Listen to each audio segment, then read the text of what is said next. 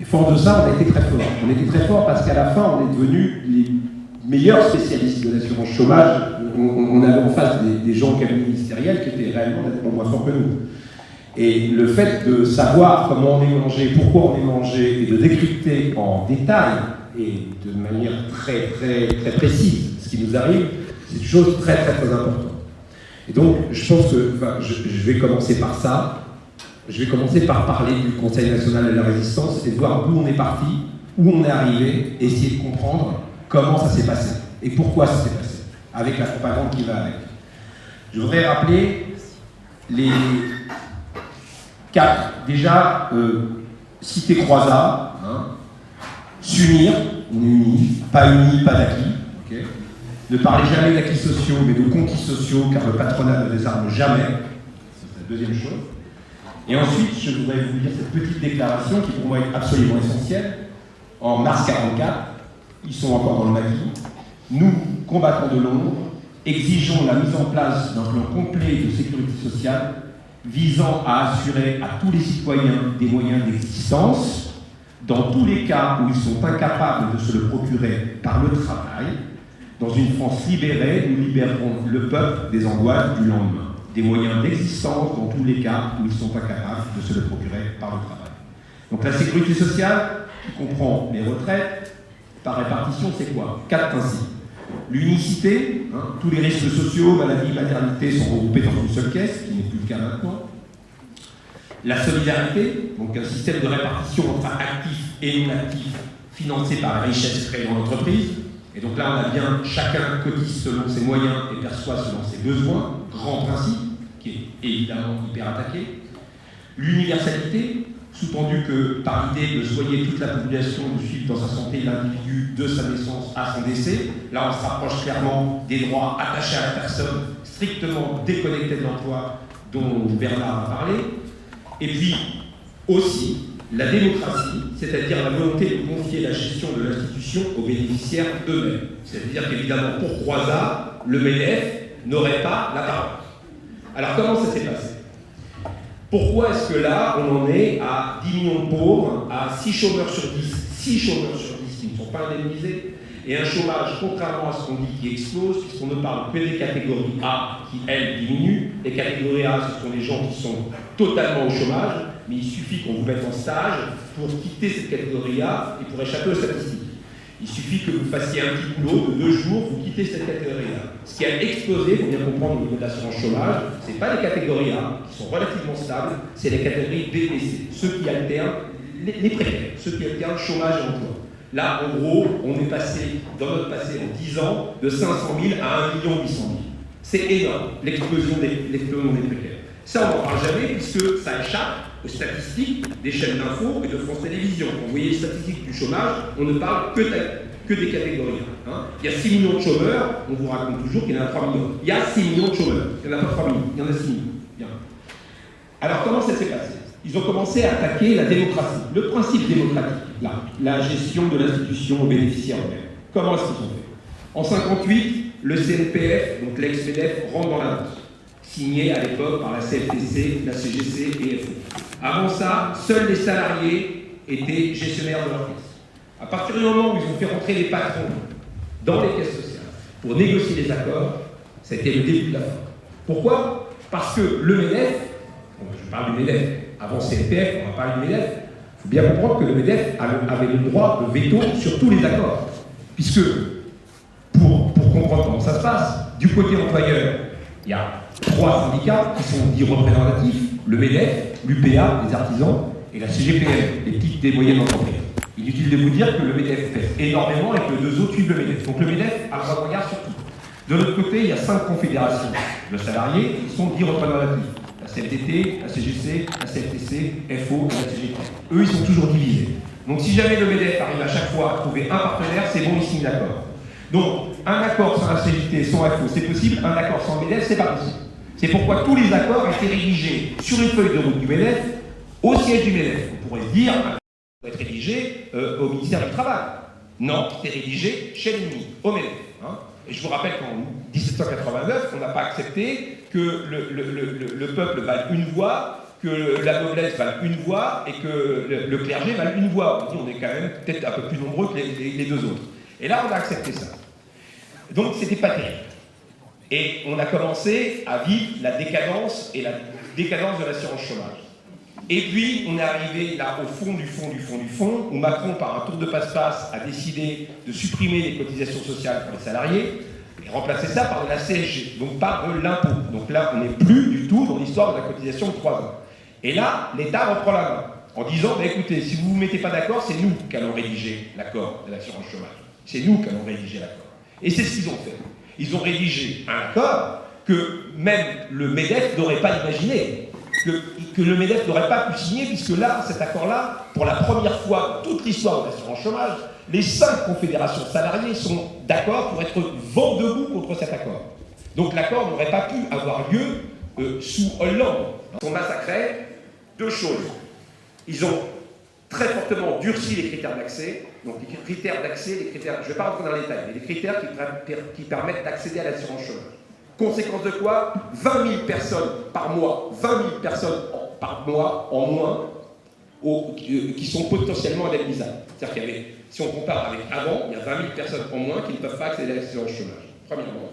Et deuxièmement, ils ont mis en place une monstruosité, que parenthèse, c'est pour ça que quand je compare avec Trump, les gens me disent c'est fou, on peut comparer avec Trump, parce que Obama, avec l'Obamacare, avait interdit le principe d'experience rating, c'est-à-dire le principe de malus au niveau de l'assurance maladie aux États-Unis. C'est quoi ce malus? C'est d'indexer votre couverture en fonction de votre ancienneté.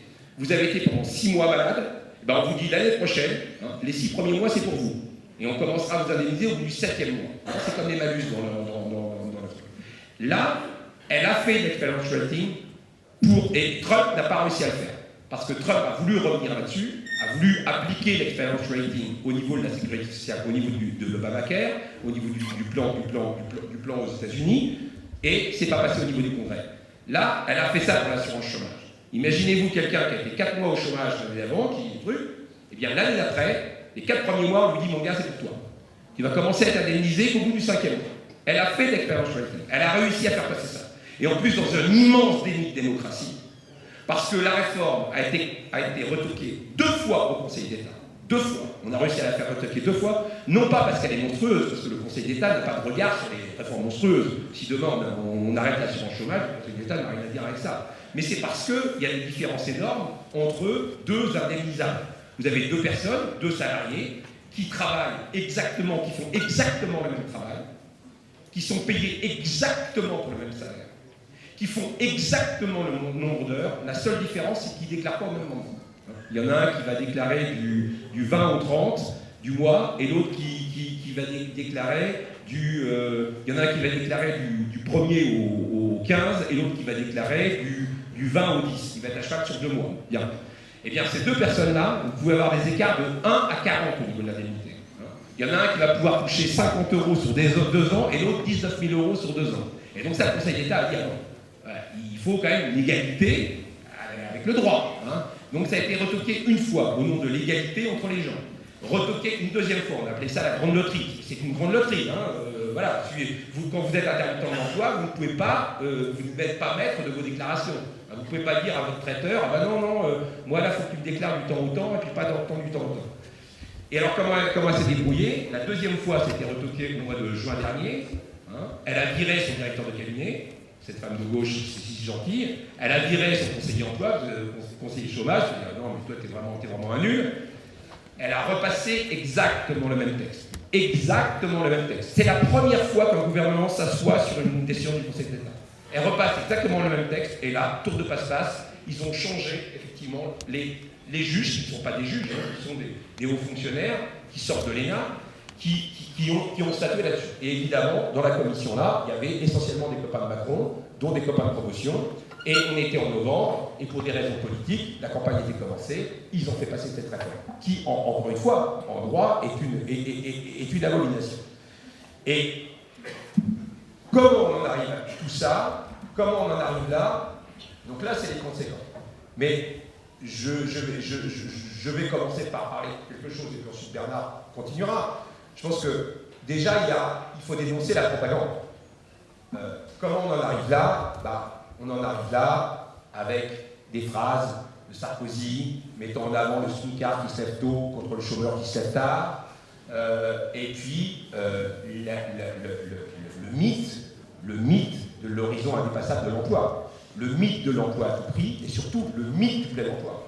Alors là, il faut tendre le coup à tout ça. Le plein emploi n'existe pas, n'existera jamais. D'accord, il y avait une sorte de plein emploi dans les années 50, enfin avant les années 60, quand la moitié de la population, entre guillemets, n'était pas employée, à savoir les femmes.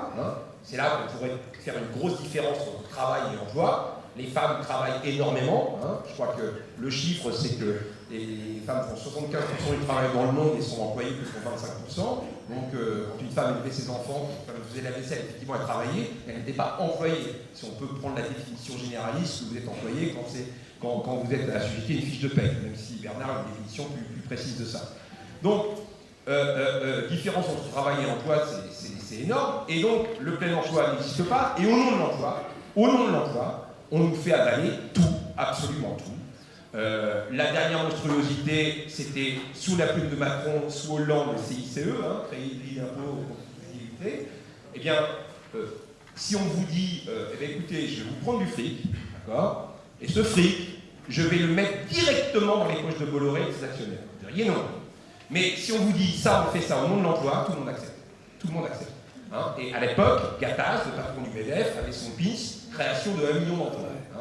Ils n'ont créé, évidemment, 0 emploi, et c'était le prétexte magnifique, zéro emploi, et effectivement, ça a fait des fonds de pension, des actionnaires qui étaient plus, qui avaient des marges plus importantes grâce à ces 40 milliards qu'on leur a donnés. Le prix de l'emploi à tout prix, en France, c'est plus de 100 milliards d'euros par an. Plus de 100 milliards d'euros par an dépensés au nom de l'emploi à tout prix. Quand on rapporte, quand on met en parallèle ce qu'on a vu ce matin dans le film des Pinceaux Charlot, que même si c'est rien, si on passait le RSA à 1 000 euros, si tout le monde avait 1 000 euros, ce qui n'est pas grand-chose, tout le monde a 1 000 euros, ça coûterait 10 milliards. Vous imaginez, rapporté aux 40 milliards d'euros par an de cadeaux fiscaux qu'on fait à Bolloré et compagnie.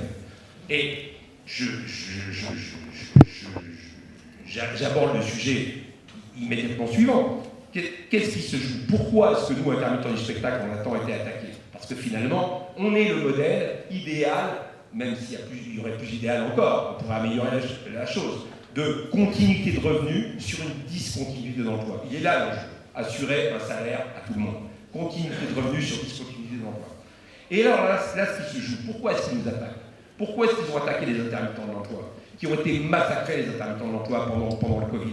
Les seuls n'ont pas avoir été aidés. 1 200 000 personnes qu'on a laissé crever pendant le Covid parce qu'eux n'ont pas eu de chômage partiel, ils n'ont pas eu, comme nous, la fameuse année blanche, nous assurant une continuité d'assurance chômage. On les a laissés crever. Donc maintenant, vous inquiétez pas, c'est normal qu'on ne trouve plus de maître nageur, qu'on ne trouve plus de maître notaire. Ça, vous pouvez dire merci à Elisabeth Borne. C'est directement les conséquences de sa réforme et la conséquence de sa monnaie. Mais ce qu'il faut bien comprendre, c'est ce qu'ils cherchent avant tout, c'est le lien de subordination, le tendre au maximum. Le lien de subordination, c'est le lien qui lie l'employeur au salarié. Plus il est tendu, mieux c'est pour l'employeur. Et il leur faut une armée de réserve.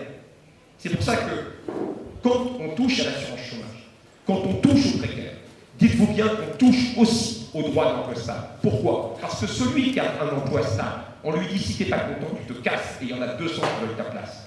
Et donc, chacun s'accroche à son emploi, même humilié, même méprisé, même pénible. Chacun s'accroche à son emploi à tout prix, parce que l'assurance chômage à l'extérieur, c'est une horreur. Le jour où il y aura des droits pour tout le monde, les gens auront la possibilité de dire non. C'est un levier extraordinaire d'avoir la possibilité de dire non. De dire non, tu me donnes ça? Moi, je me casse, je m'en fous. Et je peux vous dire que les intermittents du spectacle n'avons coutume de dire que nous sommes un laboratoire. Nous l'avons vécu très concrètement. Je vous explique le phénomène. C'est ce qui se passe, et c'est ce qui se passe là pour les autres. Et après, j'arrête. En 2003, on nous baisse au droit. On nous dit, vous allez avoir moins de temps pour faire vos heures. OK. Conséquence de quoi? Immédiate. Baisse généralisée des salaires. Pourquoi? Parce que les employeurs savaient bien que quand ils employaient un intermittent du spectacle, ça lui apportait les heures qui allaient permettre de renouveler son intermittence. Et donc, quand vous avez plus de temps pour faire vos heures, Vous avez plus de temps, vous avez plus le choix de dire non à des projets qui ne vous plaisent pas, de dire non à des projets mal payés, et puis de faire autre chose à côté, de faire de la politique, de penser, etc., etc. Quand on vous réduit vos droits, vous acceptez tout et n'importe quoi. Et évidemment, à n'importe quelle condition, pour renouveler ce qu'on appelle un statut qui n'est pas un statut, qui est un régime spécifique d'assurance chômage. Et pour revenir à ça, pourquoi est-ce que les intermittents du spectacle sont très regardés? Parce que si on revient à l'origine des fameux intermittents du spectacle qu'on appelle les annexes 8 et 10, nous n'avons pas obtenu ce régime spécifique parce que nous étions de la culture, pas du tout. Nous avons obtenu ça parce que nous étions un exemple de discontinuité de l'emploi. C'est au nom de la discontinuité qu'au départ, on crée ce régime. Pourquoi? Parce que le régime général marche très bien pour les gens qui sortent de l'emploi stable, mais ne marchait pas pour nous qui avions des contrats coulières. Donc on imagine une annexe au règlement pour que cette annexe au règlement soit adaptée à nos pratiques d'emploi. Mais on aurait été des chaudronniers, ça aurait été pareil. On n'obtient pas ça à cause de la culture. Ce n'est pas ça l'exception culturelle. L'exception culturelle, c'est uniquement que la culture n'est pas une marchandise comme les autres et ne peut pas être mise en concurrence. Mais ça, ce sont des droits sociaux. Et alors qu'ils ont maintenu, nous, comme une réserve d'Indiens, les intermittents du spectacle, ils ont basculé les intermittents de l'emploi il y a quelques années sous Hollande au régime général. Et là, ces gens-là se sont fait massacrer. Ouais. On peut quand même dire que si la force du monde de la culture, c'est que justement il y a des porte-paroles, il y a des porte-voix, et ils ne peuvent pas se permettre de faire la même chose aux intermittents de l'emploi qu'aux intermittents du spectacle. Et c'est beaucoup plus difficile. Juste un petit constat par rapport à ce que tu dis, à ce petit jeu-là, on s'est rendu compte que, comme tu dis, on ne trouve plus de maître nageur. Nous, chez nous, c'est difficile de trouver des saisonniers. Dans la montée mécanique, ils ont subi cette discrimination. Et on voit aussi que globalement, il y a aussi des gens qui ne veulent plus, de plus en plus de jeunes, qui ne veulent plus jouer ce jeu de l'emploi et qui se mettent en marge et qui en ont marre. Parce qu'une humiliation, 2, 3, 4, au bout d'un moment, ils ne veulent plus jouer à ce petit jeu-là. Toi, Bernard, tu étais un petit peu, enfin pas sceptique, mais ce sur quoi tu te bats, c'est justement l'attachement des droits à l'emploi, ce qui était cité déjà dans la déclaration du Conseil national de la résistance, mais déjà qu'à la libération, en fait, c'est la performance de la CGT et de la négociation, c'est justement de ramener des droits aussi à la personne, pas forcément attaché à l'emploi. Mais on va te laisser. Oui, tout à fait. Et d'ailleurs, ce que Samuel vient de dire à propos de la réforme Borne montre bien combien le fait d'attacher le salaire à la personne et non pas à l'emploi est totalement combattu par la classe dirigeante, alors qu'il y a eu beaucoup d'avancées dans ce sens-là et qu'on ne part pas de zéro. Pour simplifier la réforme Borne, si vous avez, au cours des 2 dernières années, été dans l'emploi pendant 1 an et pendant 1 an, vous n'êtes pas dans l'emploi, eh bien, votre indemnisation, elle va être calculée non pas sur votre année de salaire, mais sur vos 2 années de ressources, qui comportent 1 année sans ressources et 1 année de salaire. Et donc, votre indemnisation, elle va être divisée par 2. C'est en finir pour la classe dirigeante avec la dissociation progressive conquise. Je sais si le statut d'intermittent du spectacle est un conquis, de la dissociation entre le droit au salaire et l'emploi. Pour les intermittents du spectacle, dès lors qu'il y a 507 heures d'emploi dans l'année, il y a un droit au salaire sur toute l'année. Et dans de nombreuses autres situations, nous étions dans une situation moins avantagée, entre guillemets, que les intermittents, mais où le chômage était l'occasion de conserver son salaire alors même qu'on n'avait pas d'emploi.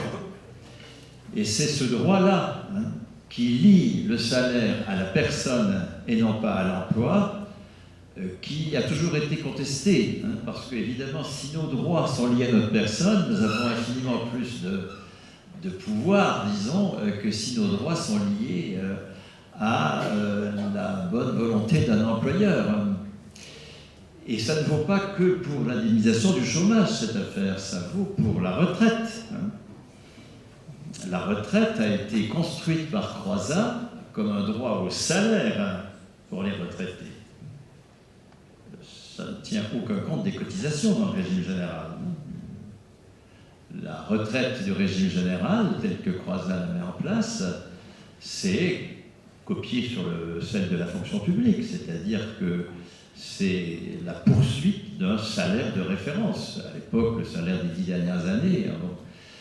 Et cette poursuite du salaire ne tient absolument aucun compte des cotisations. Ce n'est pas du tout du j'ai cotisé, j'ai droit. Ça, c'était la situation antérieure des assurances sociales, et c'est la situation que le patronat va restaurer dès 1947, donc dès le lendemain de 1946, avec la GIRC. On a un compte qui additionne toutes les cotisations de carrière, et c'est en fonction des cotisations que l'on a droit à une pension. Le mot salaire n'est jamais prononcé, ce n'est pas du tout une référence. Alors que dans le régime général, dans la fonction publique, ce n'est pas du tout la cotisation qui fonde le droit à pension, pas du tout. Vous vous souvenez du film de Mammouth, avec Depardieu, qui a eu une carrière merdique et qui, la veille de sa retraite, prend sa moto et fait le tour de ses employeurs pour avoir une attestation, reconstituer sa carrière. Il reconstitue sa carrière et il aura droit à pension, quelles que soient les cotisations qu'il a versées. Encore une fois, Croizat pose des retraités comme des travailleurs qui ont droit à du salaire sans passer par le marché du travail, sans emploi. Les allocations familiales de 1946, c'est pareil d'ailleurs. Les allocations familiales de 1946, la loi d'août 1946, la loi Croizat sur les allocations familiales, les pose comme du salaire pour les parents. C'est 225 heures par mois pour 2 enfants de l'ouvrier spécialisé de la métallurgie, et ça augmente avec le taux horaire de l'ouvrier spécialisé de la métallurgie, alors même qu'il n'y a pas emploi, mais il y a salaire. Cette dissociation du salaire et de l'emploi pour attribuer du salaire à la personne est le fondement même de la fonction publique. Là, on est en octobre 1946, la loi Thorez sur le statut de la fonction publique, les fonctionnaires d'État, là c'est clair, il n'y a pas de caisse de retraite du tout, ils continuent à être payés par le Trésor public sur la base de leur dernier salaire. Pourquoi ? Parce que la qualification des fonctionnaires n'est pas liée à leur poste, mais à leur personne à travers leur grade. C'est toute cette affirmation de droit de la personne face au droit de l'emploi que les quelques situations que je viens de donner, ou que Samuel rappelait à propos du chômage, est totalement combattu par une classe dirigeante qui ne tient nos vies que par le fait que nos droits ne sont pas liés à notre personne. Bon, on a vu pendant le confinement le bénéfice incroyable qu'il y a à avoir des droits liés à la personne, ou des droits en tout cas qui sont déliés de la mesure de l'activité qu'on est en train de faire. Parce que dans le capitalisme, la rémunération, c'est une rémunération à la tâche, toujours. Les travailleurs indépendants, ils sont rémunérés à la tâche. Mais les jeunes en CDD de mission, etc., qui n'accèdent pas précisément au salaire, à la qualification de la convention collective, ils sont également rémunérés à la tâche.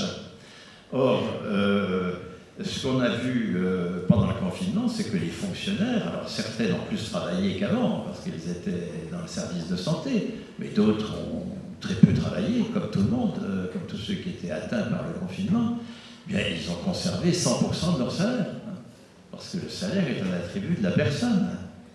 Et c'est ça qui doit devenir la situation commune maintenant. La réponse à l'attaque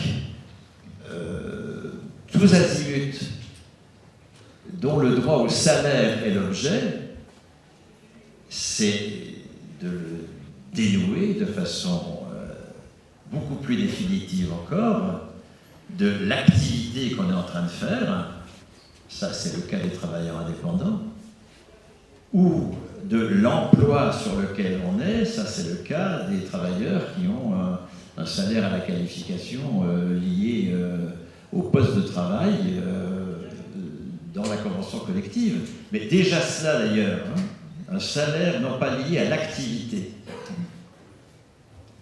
comme toutes les rémunérations à la tâche d'un CDD de mission, par exemple. Mais un CDI qui respecte le salaire de la convention collective, ça a valu pendant le confinement 84% du salaire pour les intéressés. Même s'ils n'ont rien fait. Parce que le salaire à la qualification n'est pas du salaire à la tâche, précisément. Donc, nous avons déjà des avancées considérables qui dénouent notre droit à rémunération de notre performance sur le marché des biens et services ou dans une activité quelconque réputée productive et qui attachent des droits à notre personne. Si on regarde les plus de 18 ans, le tiers aujourd'hui ont un salaire qui est attaché peu ou prou à leur personne. Le tiers des plus de 18 ans. Vous avez les 5 millions de fonctionnaires, mais vous avez aussi la moitié des retraités. La moitié des retraités ont une pension qui est supérieure, surtout les hommes, ont une pension qui est supérieure au SMIC et qui est entre 70 et 100% de leur salaire de référence. Le salaire continué, donc, c'est un droit au salaire. Celui-là même que Macron veut attaquer en disant « Mais non, les retraités n'ont pas droit au salaire, ils ont droit au différé de leur cotisation. » On va généraliser la GER-CARCO. Ça fait donc 8 et 5, 12. Déjà, ajoutons à cela les salariés des entreprises publiques qui sont à statut. Un autre ministre communiste de 1946, Marcel Paul, a copié le statut de la fonction publique dans le DF-GDF, dans le décret de juin 1946 sur le statut des électriciens et gaziers. C'est très attaqué, mais ça existe encore. Macron a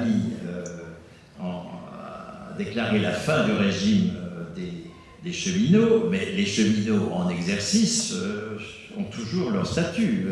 Si on additionne la RATP et encore, donc les salariés à statut, qu'on additionne donc aux 12 millions de personnes que je viens de dire, ajoutons à cela pour partie les intermittents du spectacle, même si le calcul des 507 heures est quand même particulièrement éprouvant, et puis une situation atténuée, mais qui se rapproche quand même du salaire attribué à la personne, c'est les branches dans lesquelles le syndicaliste a pu conquérir le droit à carrière, ce qu'on appelle, c'est-à-dire l'impossibilité, prenez la métallurgie ou la chimie, l'impossibilité, lorsqu'on change de poste, d'être sur un poste moins qualifié. Alors, c'est le poste qui reste le support de la rémunération, donc il y a du chômage, il n'y a pas de poste, mais indirectement, la qualification est celle de la personne, puisqu'elle ne peut pas baisser en qualification à travers un poste moins qualifié. Si on additionne tout ça, on arrive à 17 millions de plus de 18 ans. 17 millions de plus de 18 ans aujourd'hui sont dans une situation de relative libération de leur salaire vis-à-vis de la performance sur le marché des biens et services ou sur le marché du travail. Continuons, passons à 100%. Je crois que la seule réponse à l'acharnement de la classe dirigeante contre le droit au salaire de la personne, c'est de se battre vraiment pour le droit au salaire de la personne. Et disant cela, j'invite mon parti, le Parti communiste, ou France Insoumise, ou la NUP aujourd'hui, à s'interroger sur un projet qui est un projet d'attacher le contrat de travail à la personne. C'est le projet, en gros, de la gauche de gauche aujourd'hui. C'est un projet qui est en recul par rapport à cette conquête qui attache à la personne non pas un contrat de travail, mais un salaire.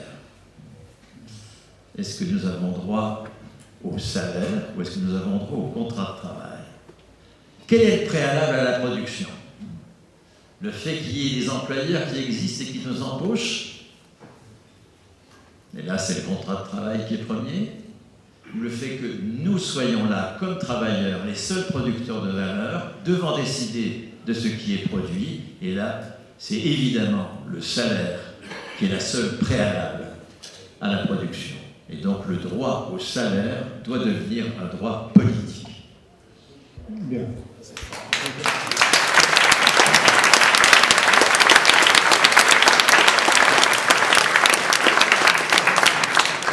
C'est bien avec Bernard, c'est la révolution avec le sourire. Donc c'est chouette. Hein?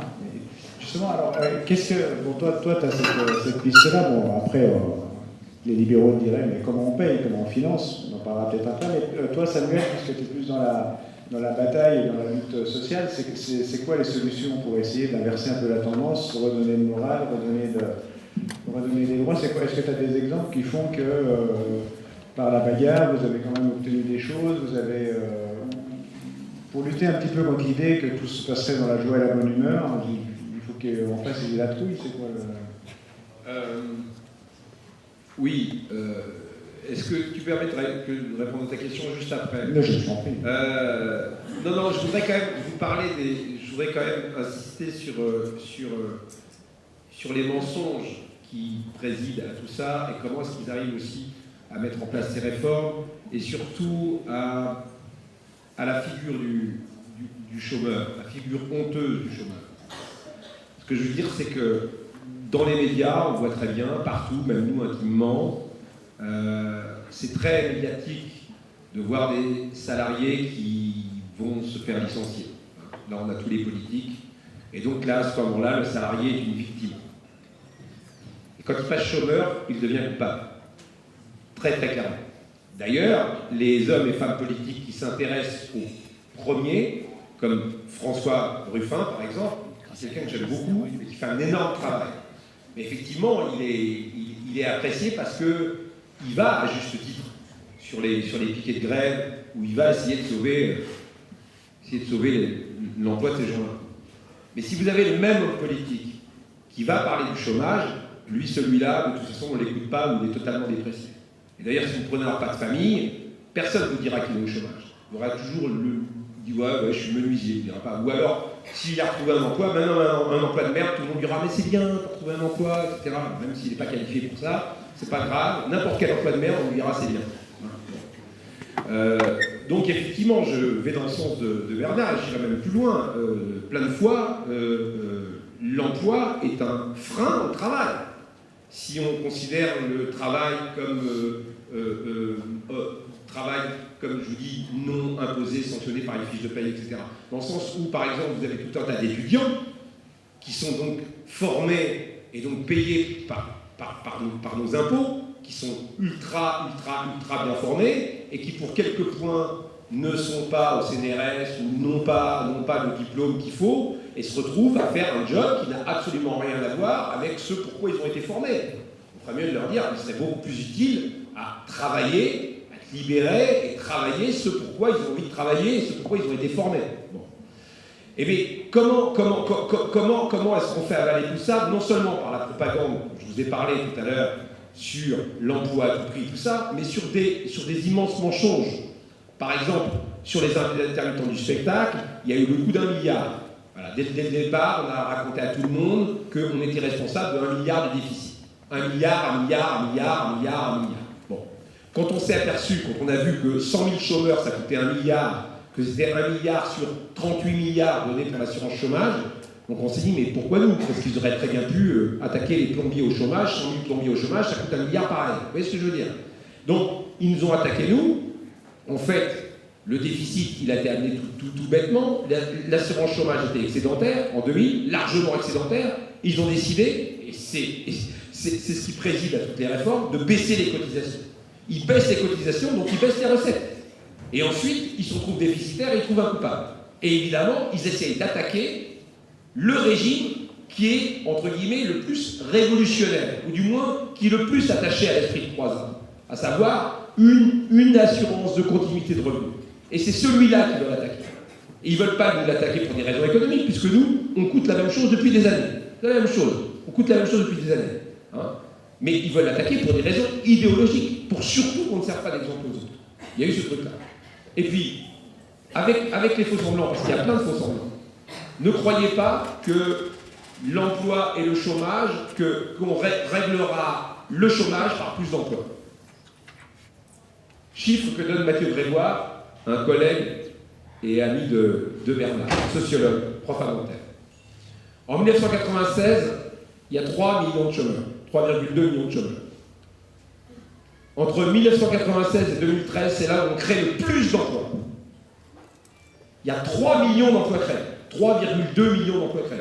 3 millions de chômeurs en 1996, 3 millions d'emplois créés entre 1996 et 2013. 3 moins 3, ça peut faire 0. En 2013, on retrouve 3,3 millions de chômeurs. Donc on a une équation 3 moins 3 égale 3. Deux choses pour expliquer ça.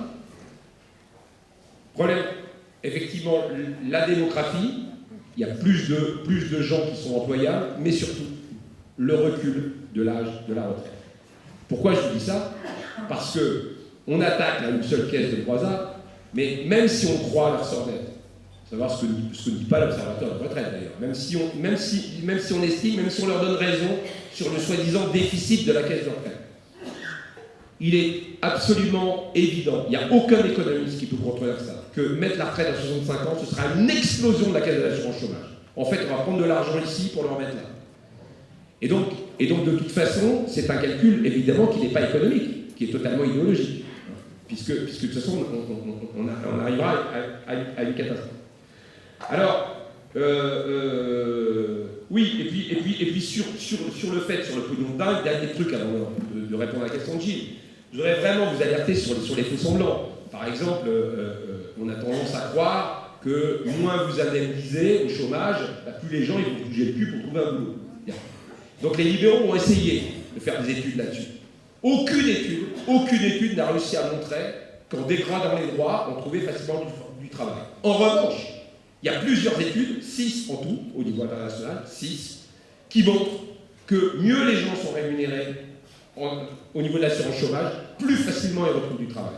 Pourquoi? Parce qu'ils ont un toit, parce qu'ils sont moins stressés dans l'entretien, parce qu'ils n'ont pas le couteau sous la gorge à avoir absolument ce travail à tout prix. Et d'ailleurs, au niveau de l'assurance chômage, petite anecdote, ils ont essayé dans les années 90 la dégressivité. À savoir qu'ils se sont dit, pour que ces peignants de chômeurs, ils retrouvent plus facilement, qu'ils aillent plus facilement à la pêche à l'emploi, on va appliquer la dégressivité. Hein, c'est-à-dire qu'au bout d'1 an de chômage, vous allez toucher moins, puis encore moins, puis encore moins. Comme ça va inciter les gens à retrouver un emploi. Bilan de cette chose-là.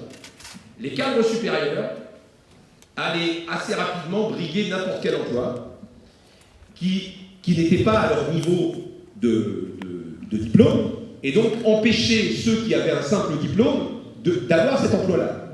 Et après, avaient du temps pour monter leur boîte. Donc c'est le MEDEF qui a dit non, on arrête ça. Parce que là, on augmente le taux de chômage, parce que là, le problème, c'est que ceux qui n'ont pas de diplôme ne peuvent pas trouver d'emploi parce qu'ils sont concurrencés par les cadres qui retrouvent un emploi de merde, parce que, etc., etc. Et donc, c'est le MEDEF qui a demandé d'arrêter la dégressivité, en disant non, on les rémunère jusqu'au bout, normalement, etc. Et bien là, Macron, dans sa réforme, a remis la dégressivité.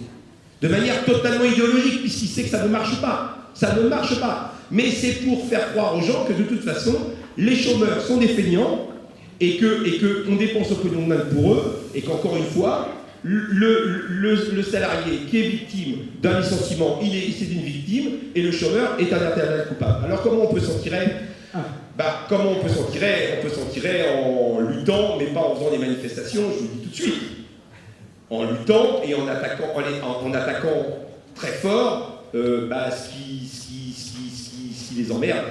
Nous, ce qu'on a fait, c'est qu'on a osé péter notre outil de travail, à savoir, il y a eu en 2003, le festival d'Avignon a été annulé suite à 3 jours de grève. Et ça, à l'époque, tout le monde nous a dit, vous sciez la branche sur laquelle vous êtes assise, c'est une catastrophe, vous allez rendre tout le monde pauvre, etc. etc. N'empêche qu'en 2004, quand on se rapproche CAP, et puis le Professionnel Festival d'Avignon, en face, ils savent qu'on peut refaire péter tout ça. Et donc là, ils nous octroient. Il faut avoir s'unir. Et nous, on a de la chance parce qu'on se connaît tous. Enfin, c'est un petit milieu. Donc effectivement, il n'y a pas de. Et on est tous conscients que l'assurance chômage, on en a effectivement besoin. On pourrait se dire, les 6 millions de chômeurs, s'ils se battaient, ils obtiendraient. Oui, mais ce sont des gens qui sont dans des milieux totalement différents, qui espèrent toujours récupérer leur emploi, donc ils ne se vivent pas comme chômeurs. Nous, de fait, on a un rapport à vie avec l'assurance chômage. Donc on le sait. Mais un chômeur ne se dit pas qu'il va avoir un rapport à vie avec l'assurance chômage. Parce qu'il espérera toujours retrouver un emploi, surtout que le fait de se dire chômeur, c'est une honte pour lui. Voilà pourquoi il se bat pas. Et c'est vraiment dommage, parce que je vous assure que si jamais les millions de chômeurs avaient été dans la rue pour imposer à Borde, là, d'arrêter son massacre, ça aurait marché. Ça aurait marché. Parce qu'il n'avait rien à perdre. Mais bon.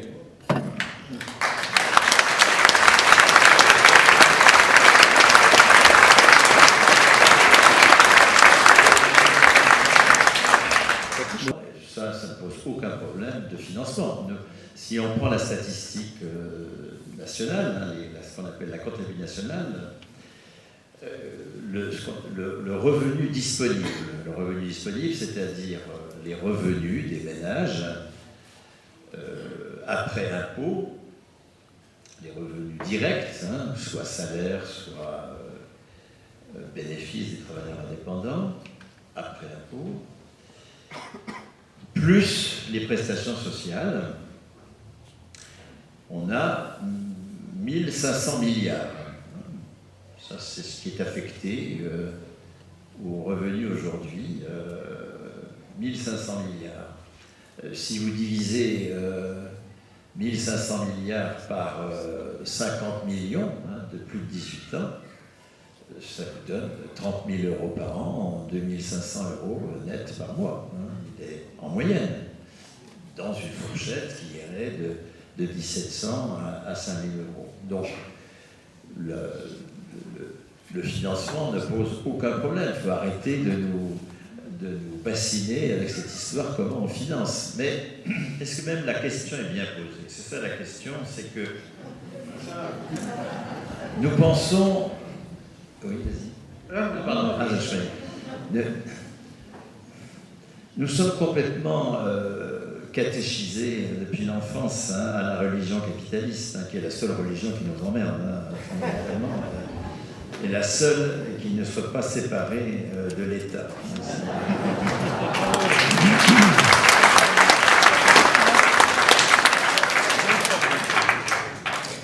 Et donc, nous sommes nous-mêmes. Moi, j'ai mis 40 ans pour m'en débarrasser, donc c'est quand même long. Nous sommes nous-mêmes convaincus qu'il faut d'abord produire avant de distribuer. On est convaincus de ça. Que le salaire, ça se mérite, enfin tout ça. Et qu'on ne peut pas distribuer un truc qui n'a pas déjà été produit. Là, on est dans l'aliénation complète à une croyance capitaliste qui est la suivante. Pour avoir enseigné l'économie pendant 30 ans à l'université, je connais le catéchisme par cœur. Pour produire, il faut qu'il y ait une avance, et cette avance, c'est l'avance en capital. Avance en capital qui va permettre d'acheter de l'investissement et des matières premières, condition de la production de biens ensuite finaux.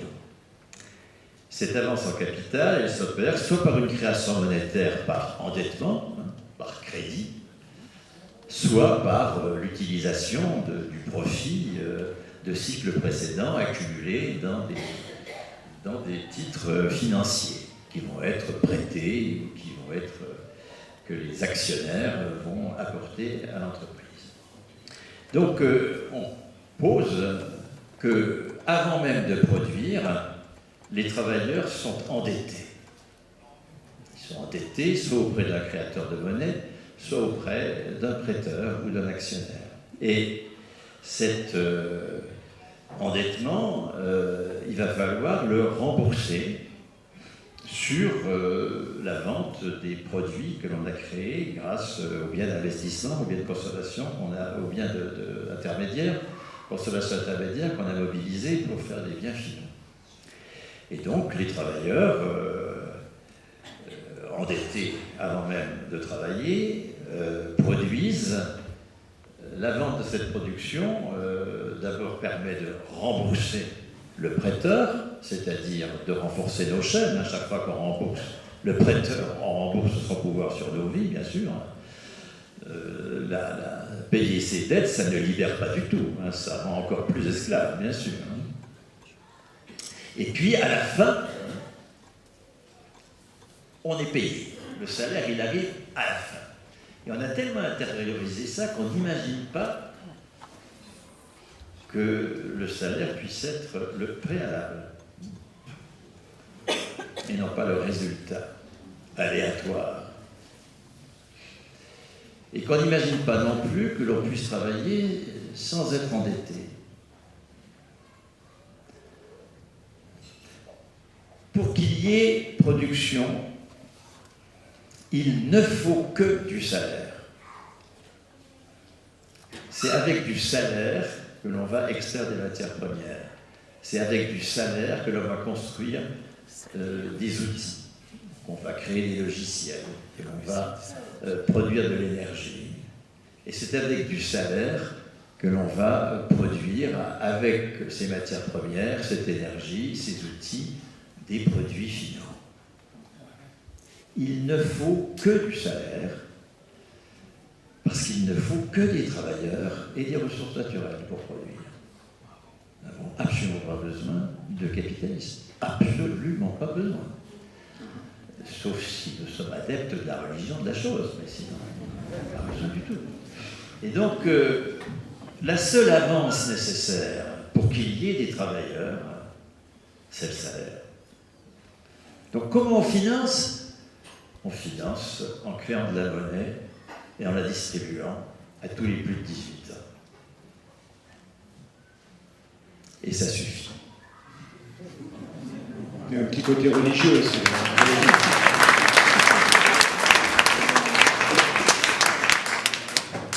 Évidemment, cette proposition qui est très simple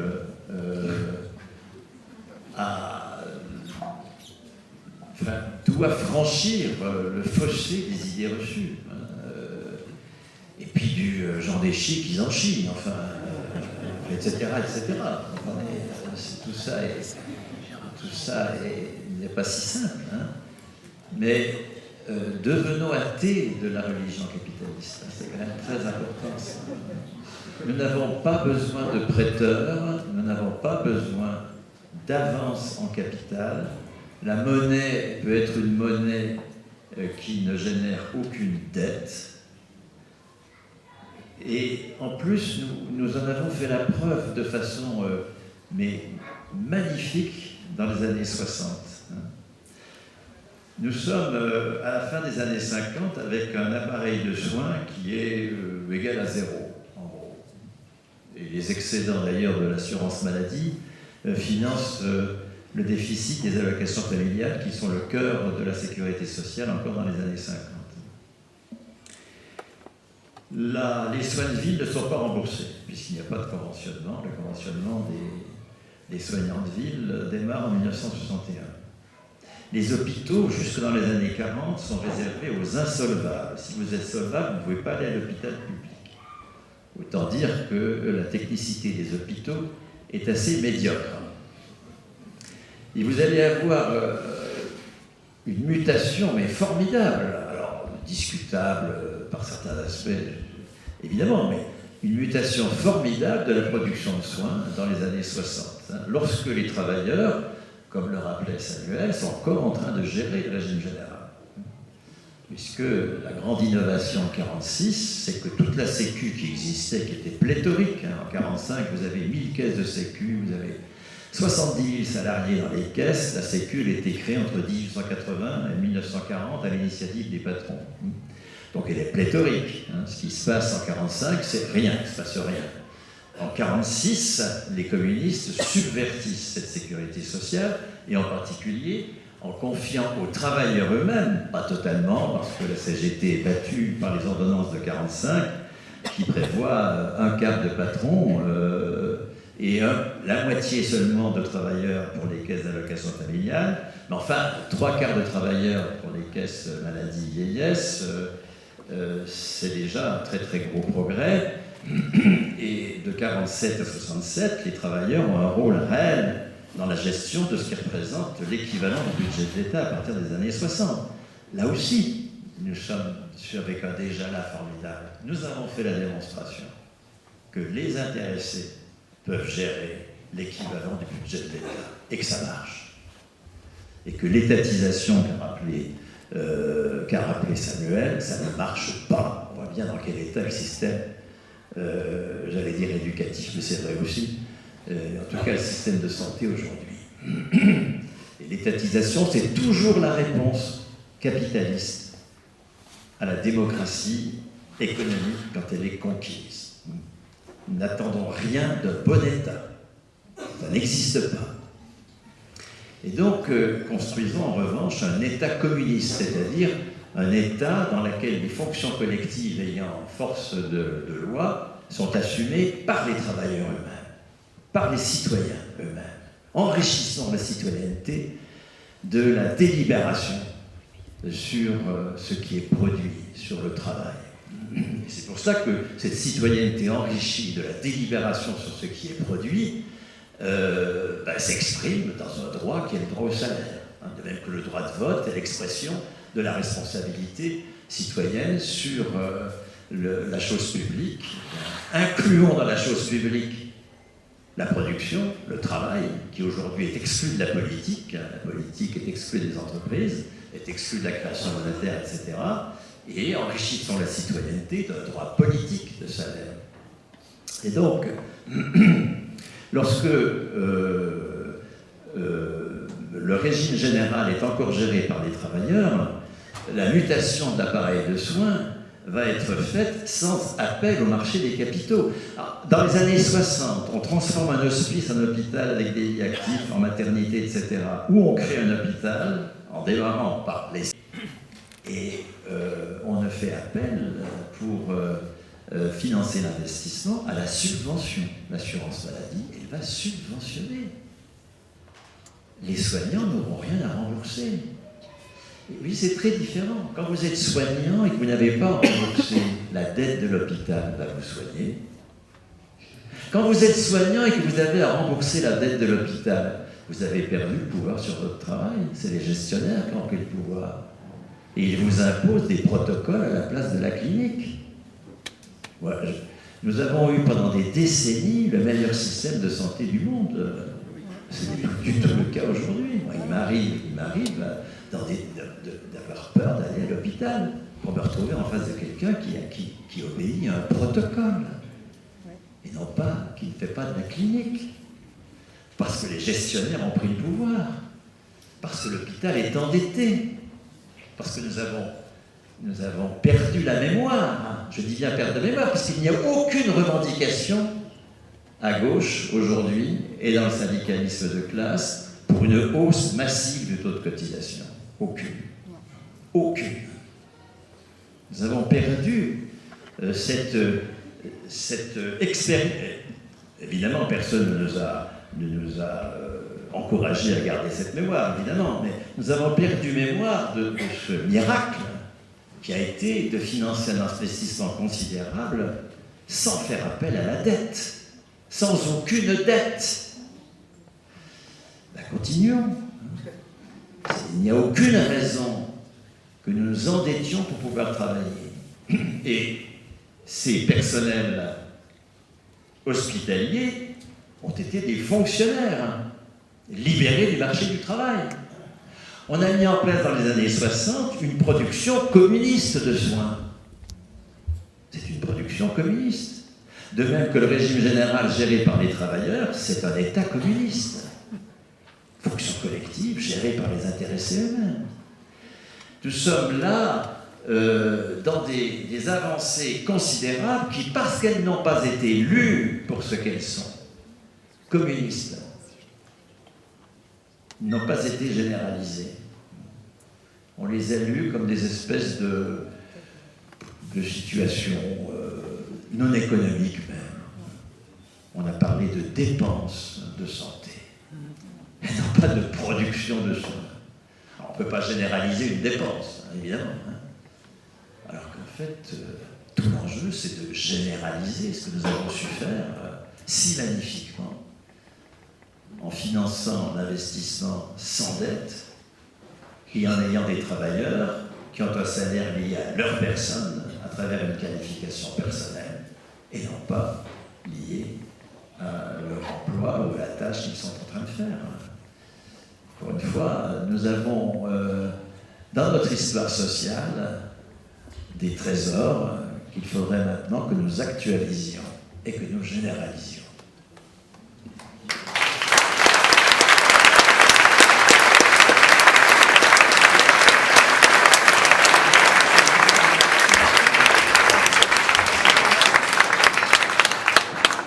C'est marrant parce que c'est vrai Samuel le disait, mais on doit lutter contre la dialectique, on doit lutter contre le catéchisme dont parlait Bernard, et moi j'en ai fait l'expérimentation souvent avec les interventions avec le film La Sociale, dans lequel intervenait Bernard, dans les établissements scolaires. Et en fait, c'est tellement facile d'expliquer ce que c'est que la cotisation, alors que c'est vu comme une charge, et ne serait-ce qu'en expliquant la fiche de paye, et auprès des jeunes, ça marche super bien. C'est tellement facile d'expliquer aux gens que en mettant une partie de nos richesses en commun dans une boîte commune et qu'on partage derrière, on n'a pas besoin de faire appel à d'autres, et quand on se groupe, on est vachement plus fort, et c'est une idée qui est tellement belle, la cotisation, qu'auprès des jeunes, ça marche super.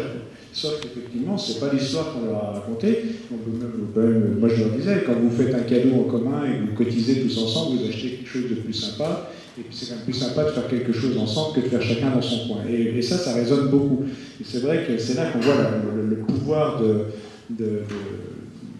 séparation qu'a la dialectique permanente, de mettre les gens les uns contre les autres, parce que c'est vrai que cette histoire-là n'est jamais racontée comme ça. Et que la cotisation sociale, dans la dialectique, c'est le patronat qui a réussi à introduire le mot de charge sociale, parce qu'une charge, quand on parle de cotisation, c'est quelque chose de beau, c'est du partage. Quand on parle de charge, ça nous pèse sur les épaules. Et pourtant, c'est pas si difficile de décrypter ça, de faire ce travail, en tout cas auprès des jeunes, auprès des gens, de réexpliquer les choses, de partir de la base. Mais effectivement, on fait face à un mur de communication, de dialectique, qui est quand même bien organisé. Mais c'est très très rassurant, parce qu'il faut quand même être positif, de voir que quand on explique simplement les choses, finalement, la cotisation sociale, l'impôt, ça prend ses lettres de noblesse auprès de jeunes qui, pour le coup, dans la difficulté de s'installer, vivent ces situations par l'expérimentation, pas forcément par idéologie, mais par l'expérimentation, où aujourd'hui, il y a de plus en plus de colocations qui sont pas suivies, mais en tout cas, on trouve des solutions collectives pour faire face à toutes les difficultés, et ils arrivent. C'est pas structuré forcément politiquement, mais ils arrivent quand même à survivre et à mettre concrètement, à organiser concrètement le rêve de la cotisation généralisée. Tu avais deux anecdotes, Samuel? Oui, vite fait. Vraiment. Après, on vous laisse la parole. Parce que... 3 minutes pour finir de manière plus légère. Je voulais quand même rendre hommage à mon réalisateur, parce que ça va parler de toi. Mais lorsqu'on a quand même un film qui sort, oui, il signe des bouquins, mais nous on peut aussi faire la promo. Mais non, mais surtout, ce qui est vachement bien, c'est quand même que dans la reprise en main, la fiction qu'on a fait ensemble, c'est quand même le directeur d'une boîte de fonds d'investissement. Et bientôt je fais un nazi pour France Télévisions. Et c'est vrai. Non, deux trucs par rapport à l'expérience au ministère, aux anecdotes. Les deux ont un rapport avec Gilles. Parce que le premier concerne un personnage qui s'appelle Denis Kessler, je crois, qui est et dans la sociale, et dans les jours heureux. Et dans Walter Retrand. Voilà, il est partout. Et donc, quand il y a cette histoire du milliard qui sort, il y a le ministre qui dit « Mais moi, je veux bien le croire, mais je voudrais qu'on ait un arbitrage. Est-ce que tu es d'accord pour rencontrer Denis Kessler? Parce que c'est quand même lui le penseur de tout ça. Et donc, voilà, je voudrais avoir tes arguments, ses arguments, etc. » Ok, très bien. Il voulait bouffer du pâté en croûte, il est fan de pâté en croûte, donc il y avait du pâté en croûte, et on dit bah voilà, donc l'autre il attendait le match là, entre nous deux, alors je lui dis bah écoutez... C'était qui le ministre? C'était Don Yoban. Et j'ai dit écoutez, voilà, vous n'allez pas me dire que cette histoire de milliards c'est totalement bidon, on est d'accord, c'est totalement bidon. Et le mec me regarde et me dit vous avez tout à fait raison, mais l'important c'est pas que ce soit vrai, l'important c'est que tout le monde le croit. Maintenant, il est où le pâté en croûte? Voilà, ça s'est passé comme ça, en une phrase. L'important, c'est pas que ce soit vrai, l'important, c'est que tout le monde le croit. Boum, terminé les discussions. Vous avez raison, boum. Donc, il n'y a pas eu de match. Bon, ça, c'est la première chose. Et la deuxième anecdote, elle était justement sous Elisabeth Borne, il n'y a pas longtemps, où je vais avec les intermittents de l'emploi pour défendre leur cause, pour qu'ils aient une année blanche, pour qu'ils aient une continuité d'assurance chômage, qu'ils n'avaient pas. C'est tous des gens qui étaient en train de crever. Et puis pour éviter cette réforme. Et à un moment donné, j'en pouvais plus. Et à un moment donné, je dis, quand je pense qu'on est dans la maison, dans 3 ans. Et là, parce qu'on était au ministère du Travail. Et là, il y a les trois, il y a le directeur de cabinet, le chef de cabinet, le responsable de l'assurance chômage, et il y avait un stagiaire ENA. Les quatre me regardent avec des yeux de bulot, on peut le dire, ils me regardent comme ça. Et j'étais avec un ami qui était responsable du collectif des précaires de l'hôtellerie et de la restauration, qui s'appelle Hassen, qui est d'origine kabyle, et avec qui j'avais fait regarder La Sociale de Gilles Perret, et qui est devenu un fan de Croizat. Le gars, il a tout lu sur Croizat. Il pourrait être prof d'université sur Croizat. Le gars, il béton sur Croizat. Et là, je vois les quatre, et je leur dis, mais vous savez qui est Ambroise Croizat, quand même. Et là, sur les quatre, ils me regardent, il y en a trois qui baissent les yeux, et le stagiaire ENA qui dit, j'en ai entendu parler de nous. De nous. Alors je dis, je vais laisser la parole à Hassen. Donc Hassen, il a fait un topo de 7-8 minutes, impeccable. Sur Croizat, racontant le début, le machin, le truc, à quelle année il est arrivé, quelle année il était là, regardez là. Voilà, ça finit. Et puis avant de partir, je leur dis, écoutez, est-ce que vous pouvez prendre note d'une chose que j'aime vraiment, c'est vraiment essentiel pour vous, est-ce que vous pouvez prendre note? Donc il y en avait deux qui n'avaient pas, les autres avec un stylo, est-ce que vous pouvez prendre note? Voilà. Tout membre de ministère des Affaires sociales, alors il y en a un qui notait, puis après il allait dire, mais c'est quoi ton cas? Devra impérativement, donc je répète, impérativement, avoir vu du début à la fin le film La Sociale de Gilles Perret. Et là, j'en vois un qui est le seul qui continue à écrire, le stagiaire est là, parce que les autres ils avaient compris que c'était un peu une embrouille. Et le seul qui écrivait à écrire, et je vois qu'il hésite, je lui dis Perret, P-E-2-R-E-T, comme le chanteur. Et là, j'ai chanté tout, vous serez tous sur le zizi, et j'ai dit maintenant, à scène, on se casse. On est parti comme ça. Voilà.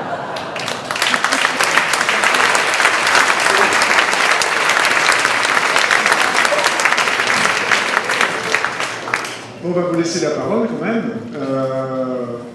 Donc il y a des micros qui circulent, vous avez l'habitude, vous levez la main. Normalement il y a Stéphane qui va passer des micros. Non, c'est prêt. Stéphane, c'est le monteur de La Sociale. Et on est vachement riche depuis que La Sociale a été vendue au ministère du Travail. Alors, qui a des remarques, des cartes? Pas bien, madame.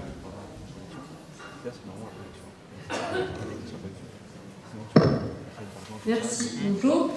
Pouvez-vous lever, vous levez la main, quand ça soit. Merci, merci. J'ai une question, moi je suis enseignante fonctionnaire. Est-ce que vous avez une idée de la sauce à laquelle on risque d'être mangé pendant le prochain quinquennat?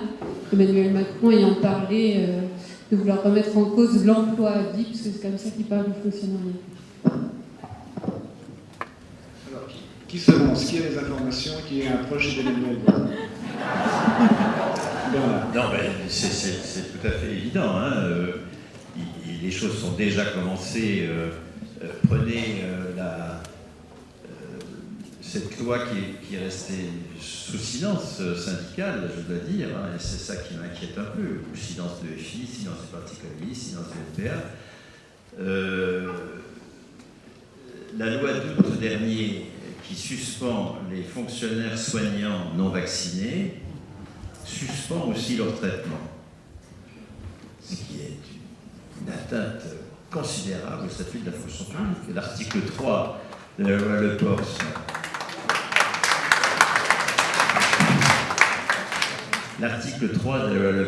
sur la fonction publique, Le Pors, autre ministre communiste donc, qui reprend les dispositifs de Torres en 1946, en 1983, en étant dans la fonction publique d'État, mais aussi territoriale et hospitalière. Cet article 3 dit que tout fonctionnaire suspendu conserve son traitement, bien sûr. Puis encore une fois, le traitement n'est pas lié au poste, mais à la personne. C'est cela que veut absolument supprimer la classe dirigeante.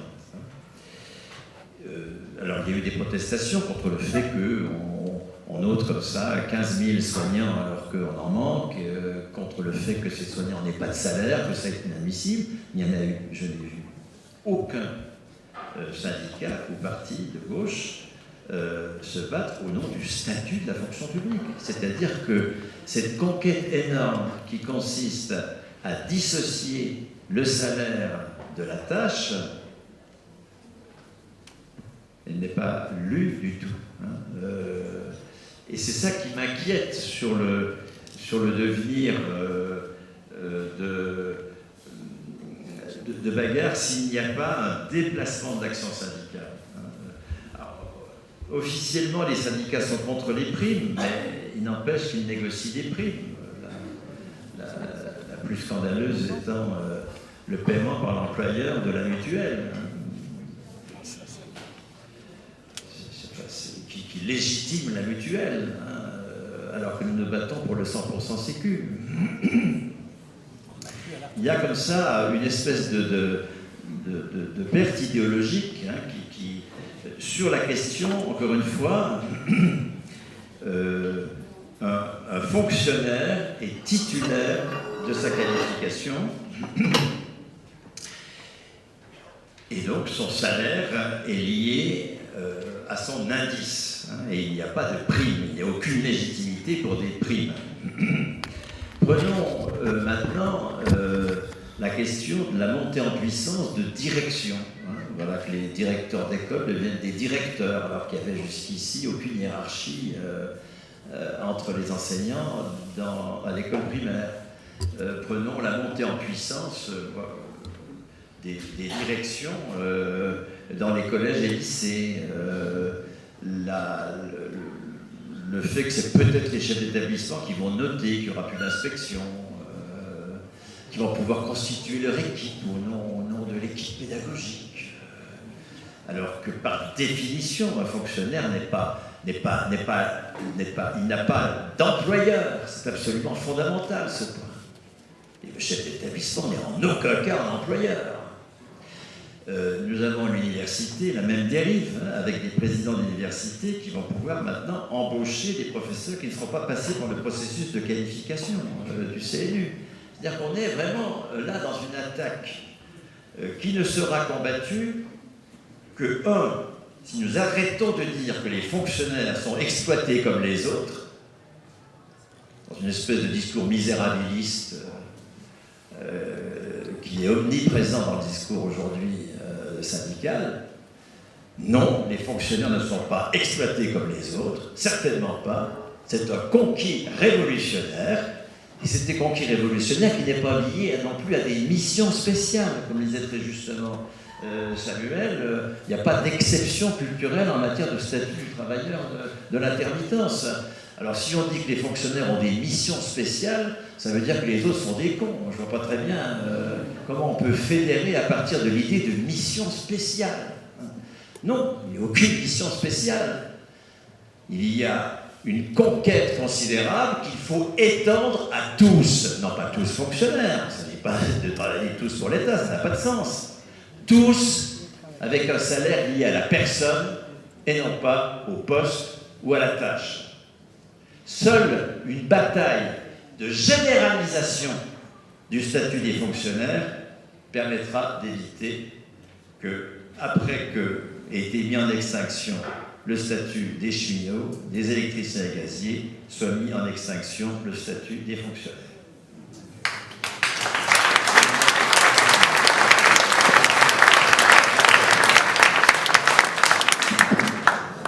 Il est fort, il a réussi à replacer.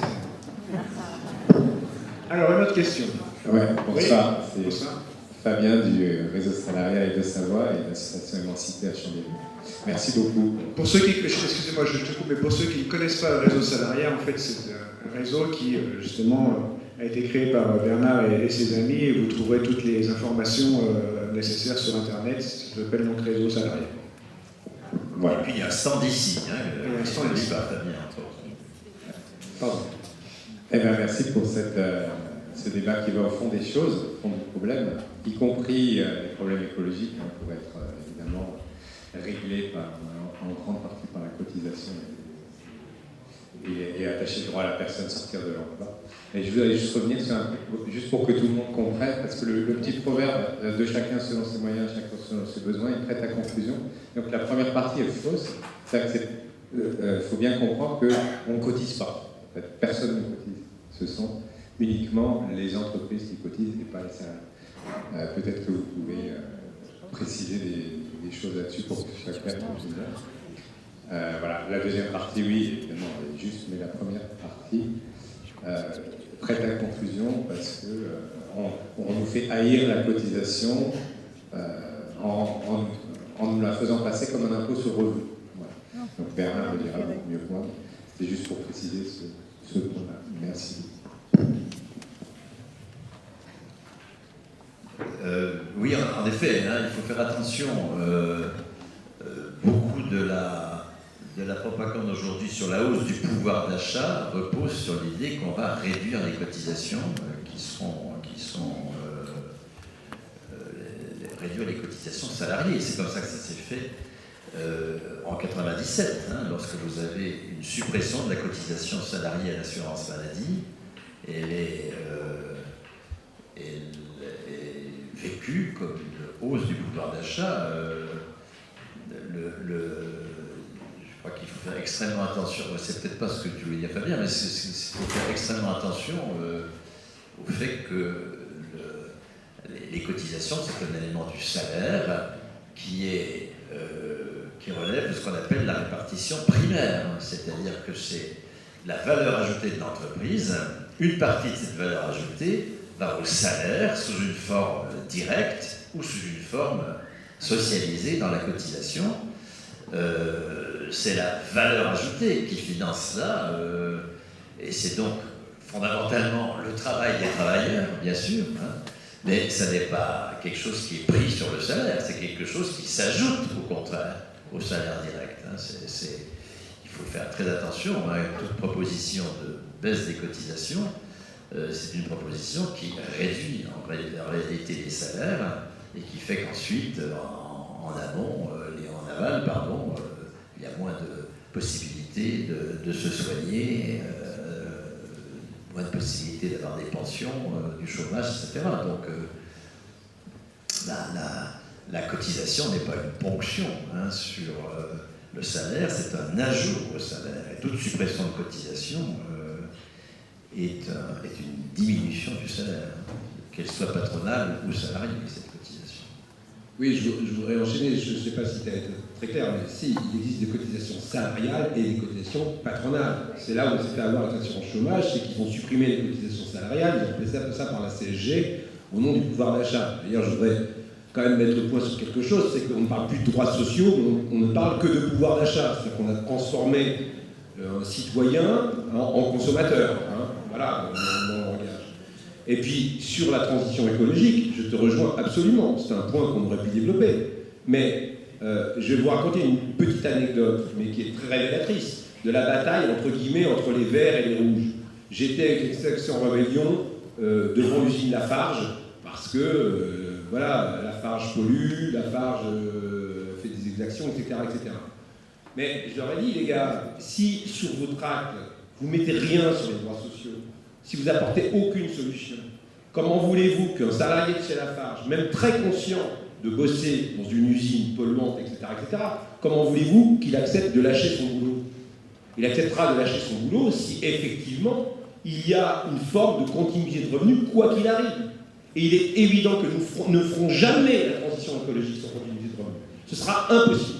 Et là, il y aura toujours une bataille entre, effectivement, les verts qui diront bah, faut fermer l'usine parce qu'elle pollue, et les rouges, entre guillemets, qui diront non, au nom de l'emploi, on maintient l'usine. Voilà. Il y aura toujours cette bataille. Et on la voit dans plein d'endroits. Et donc, la seule solution, c'est de dire aux salariés écoute, tu bosses pour une boîte de merde, d'accord? Donc, on continue d'assurer ton salaire, et puis, tu vas te former pour bosser dans une boîte qui va assurer. Ce qu'on peut appeler la transition écologique, etc., etc. Mais effectivement, cette idée-là de salaire attaché à la personne, ou en tout cas l'idée d'un droit continu, est la seule idée compatible avec une transition écologique. Parce qu'on ne foutra pas des gens comme ça qui mettront des mois et des mois et des mois et des mois à se former. On ne réformera pas comme ça en disant on va fermer tout ce qui est polluant. Là, vous aurez exactement, évidemment, tous les syndicats et le copain Ruffin y compris, qui diront non, les gars, eux, ils ont besoin de bouffer. Ça va faire des drames sociaux, des drames humains. Donc effectivement, on a absolument besoin de ça.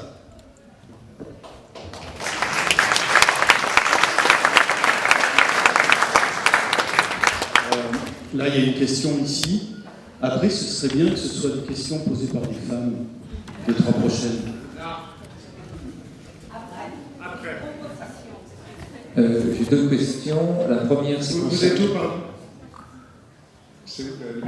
Ah, pardon, tout au fond, tout au fond. D'accord. Bernard, tout au fond. Ok.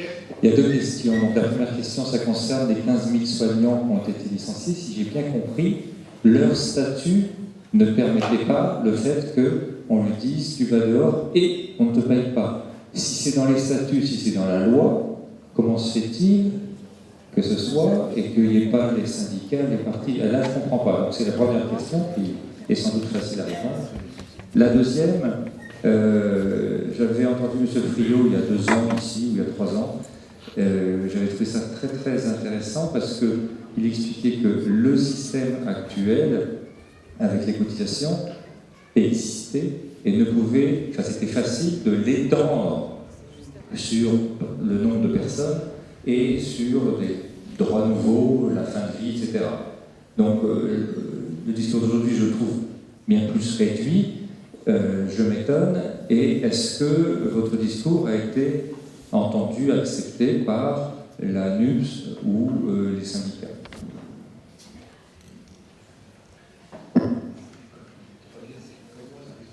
Ah oui, alors, bien sûr, hein, sauf que la loi d'août repose sur une abrogation subreptice de la loi Le Pors de 83, qui là encore n'a été signalée par aucune organisation syndicale. Il y a un vrai problème aujourd'hui, parce que nous sommes en permanence dans la plainte,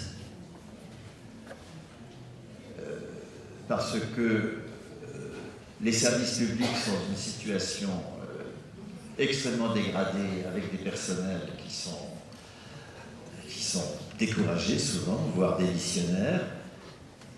Il y a plus encore qu'avant, rappelez-vous quand même cette votation de la Poste en 2006 ou 2007, je ne sais plus, hein, rappelez-vous la votation, où on défendait le service public de la Poste, c'est-à-dire qu'il y ait une poste dans toutes les communes, en fait, etc., sans défendre la fonction publique des postiers, le statut de fonction publique, qui est passé à l'as. C'est-à-dire que là, il y a et aujourd'hui c'est encore davantage, hein, il y a véritablement une défaillance collective sur l'enjeu révolutionnaire du statut de la fonction publique, qui s'est traduit pourtant aux yeux de tous par le maintien du salaire pendant le confinement. Nous avons tous fait l'expérience de ça, du caractère extrêmement positif du maintien du salaire. Sinon, s'il n'y avait pas eu maintien à 84% du salaire dans le privé et à 100% dans la fonction publique, les choses se seraient totalement effondrées. Donc, nous avons fait l'expérience de ça, et pourtant, nous n'en sommes pas encore, hein, tellement nous avons été, encore une fois, biberonnés à l'idée que le salaire, ça arrive après la production, en fait, etc., que nous n'assumons pas la nécessité, qui en plus, comme l'a dit très justement aussi bien Fabien que Samuel, la bifurcation écologique est impossible tant que les droits ne sont pas liés à la personne. Moi, je n'irai pas faire la morale aux salariés de Fessenheim, d'accord? Je n'irai pas leur faire la morale, d'accord? Tant que les salaires ne seront pas un droit politique de la personne, toute bifurcation écologique est impossible. Et donc, mais l'enjeu, c'est de généraliser le statut de la fonction publique. Le généraliser. Sur le second point, je vais faire du teasing pour la revue Salariat, qui est une revue de l'Institut européen du salariat. Dans le premier numéro, vous pouvez aller chercher sur IES, Institut européen du salariat, la revue en ligne Salariat, mais son premier numéro papier qui paraît au Croquant en septembre prochain, numéro 1 de Salariat, il y a un article qui conteste, hein, je l'y fais allusion très brièvement, hein, la proposition de la gauche de gauche aujourd'hui, hein, qui dit nous allons attribuer un contrat de travail à toute personne. Un contrat de travail ou de formation à toute personne. Et assurer la continuité du salaire en attribuant un contrat de travail à toute personne. C'est une immense régression par rapport à la fonction publique, hein, où ce n'est pas le contrat de travail qui décide des droits, mais la qualification de la personne elle-même. Ce que nous avons attribué à la personne, ça n'est pas un contrat de travail, ce que nous avons attribué à la personne, c'est une qualification et le salaire qui va avec. Et dans une optique d'enrichissement de la citoyenneté, comme je l'ai dit, hein, le droit de qualification, le droit de salaire, doit devenir un droit qui, à côté du droit de vote et d'éligibilité, enrichit la citoyenneté si nous ne voulons pas que nos citoyennetés progressivement se délitent dans pas grand-chose. Ok. Quant au fait que Bernard se serait un petit peu radouci, je crois que la forme de la dernière réponse a répondu à ta question. Je crois. Madame, il y avait une dame de... Bonsoir. Elle avait demandé avant, mais bon. Bonsoir. Je ne l'aiderai pas pour longtemps. Je suis retraitée. Vous vous rappelez la CSG qu'on devait fonctionner sur les grandes retraites. Moi, j'ai une retraite de misère. J'ai élevé 830 € par mois de la retraite CARSA. La retraite AG Arco, 109 € par mois. En 2018, on m'a enlevé sur ma CARSA 30 €. Sur mon AG Arco, 5 €. Calculé. Et je travaille à l'époque, je faisais du travail à domicile à l'époque. Ça me permettait de vivre juste au-dessus de l'eau. Maintenant, comme il y a eu le Covid-19, je travaille chez des gens et je n'ai pas pu continuer parce qu'ils n'ont pas pu m'embaucher à cause des restrictions sanitaires. Au milieu de l'année dernière, ils m'ont dit, Madame, c'est plus la peine, on vous laisse on part à la retraite, donc je n'ai plus rien d'autre que ma retraite. J'ai une fille qui me verse tous les mois 100 €. Alors, vous voyez le compte de ce que ça fait. Alors, quand je vois des grosses actionnaires dans des grandes entreprises, pour ne pas les nommer, LVMH et les sponsors, qui peuvent se permettre de dilapider de l'argent parce que M. Macron leur fait des cadeaux immenses et nous, le petit peuple, comme on dit vulgairement, on est obligé de gratter pour pouvoir s'en sortir. Et voilà la situation dans laquelle on est. Et je vais vous parler de quelque chose que les gens ici vont peut-être sauter sur leur chaise. J'ai acheté le livre, l'encyclique du pape François, Fratelli Tutti. Et dans son encyclique, il dénonce ce qu'on appelle le ruissellement. Il a dit que c'est une chose la plus immonde qui puisse exister. Parce que le ruissellement n'existe pas. Voilà. Merci pour votre témoignage. Juste une petite remarque, c'est vrai que chez les gens les plus fragiles ou les revenus les plus bas, ils connaissent leur pension et leur salaire à l'euro près. C'est pas toujours le cas dans toutes les classes sociales. Et c'est vrai que quand on a fait le film avec François Ruffin, Debout les femmes, on était toujours frappé par cette précision des chiffres. Et quand on se souvient de la suppression des APL et des 5 €, je ne sais pas si vous vous souvenez, mais tout le monde disait mais qu'est-ce que c'est que 5 €? Je pense que vous savez ce que c'est que 5 €. Voilà. Alors, une autre. Donc je disais que j'allais m'adresser à vous parce que. Avec un micro, non? Voilà. Toi, t'en as un à côté de toi. Ça va, vous m'entendez? Oh, c'est pas possible, c'est indiscipliné. Bon, alors. J'aime pas. Ouais, mais après tu chantes comme ça. Donc voilà, nous sommes ici un mouvement qui s'appelle le CNNR, le Conseil national de la nouvelle résistance. Et si je me tourne vers vous, c'est que nos intervenants sont à l'origine, au départ de la création de ce mouvement, donc je préfère me tourner vers vous, eux ils connaissent. Et donc, je ne vais pas vous expliquer tout le fonctionnement, nous avons un stand, vous pourrez venir vous intéresser, mais là, j'ai envie de vous inviter à quelque chose. Alors, pour paraphraser un certain Marcel, nous proposons à la recherche de la sécurité sociale perdue. Et si on organisait ensemble la fête de la Sécu, c'est la proposition que nous faisons pour se la réapproprier, pour la confirmer comme un bien commun et pour l'étendre à d'autres secteurs, l'alimentation, le logement par exemple. Donc, comment? Et le salaire à vie. Et donc, nous vous proposons de co-construire avec le CNNR en donnant des idées, voilà, parce que nous pensons organiser la fête nationale de la sécurité sociale à l'automne. Et donc, nous ne voulons pas que ce soit simplement un projet entre guillemets que CNNR, mais qu'il soit ouvert à tous les mouvements, les collectifs. On est tous en train de dire il faut qu'on se rassemble. Alors essayons, notre proposition c'est celle-ci, essayons de se rassembler autour de la co-construction de la fête de la sécurité sociale. Et comme disait Gilles tout à l'heure, eh bien continuons à faire des propositions joyeuses et de faire la fête. Donc, si vous êtes intéressés, eh bien, nous avons donc un stand. Laissez-nous votre mail et on commencera des échanges nationaux pour co-construire cette fête. Pour l'instant, c'est vraiment juste une proposition. On n'est pas en train de dire oui, ça va se passer ici, ça va être comme ça. On va le co-construire ensemble. Et vraiment, on a envie de le co-construire avec d'autres mouvements, d'autres collectifs, toutes sortes. Voilà.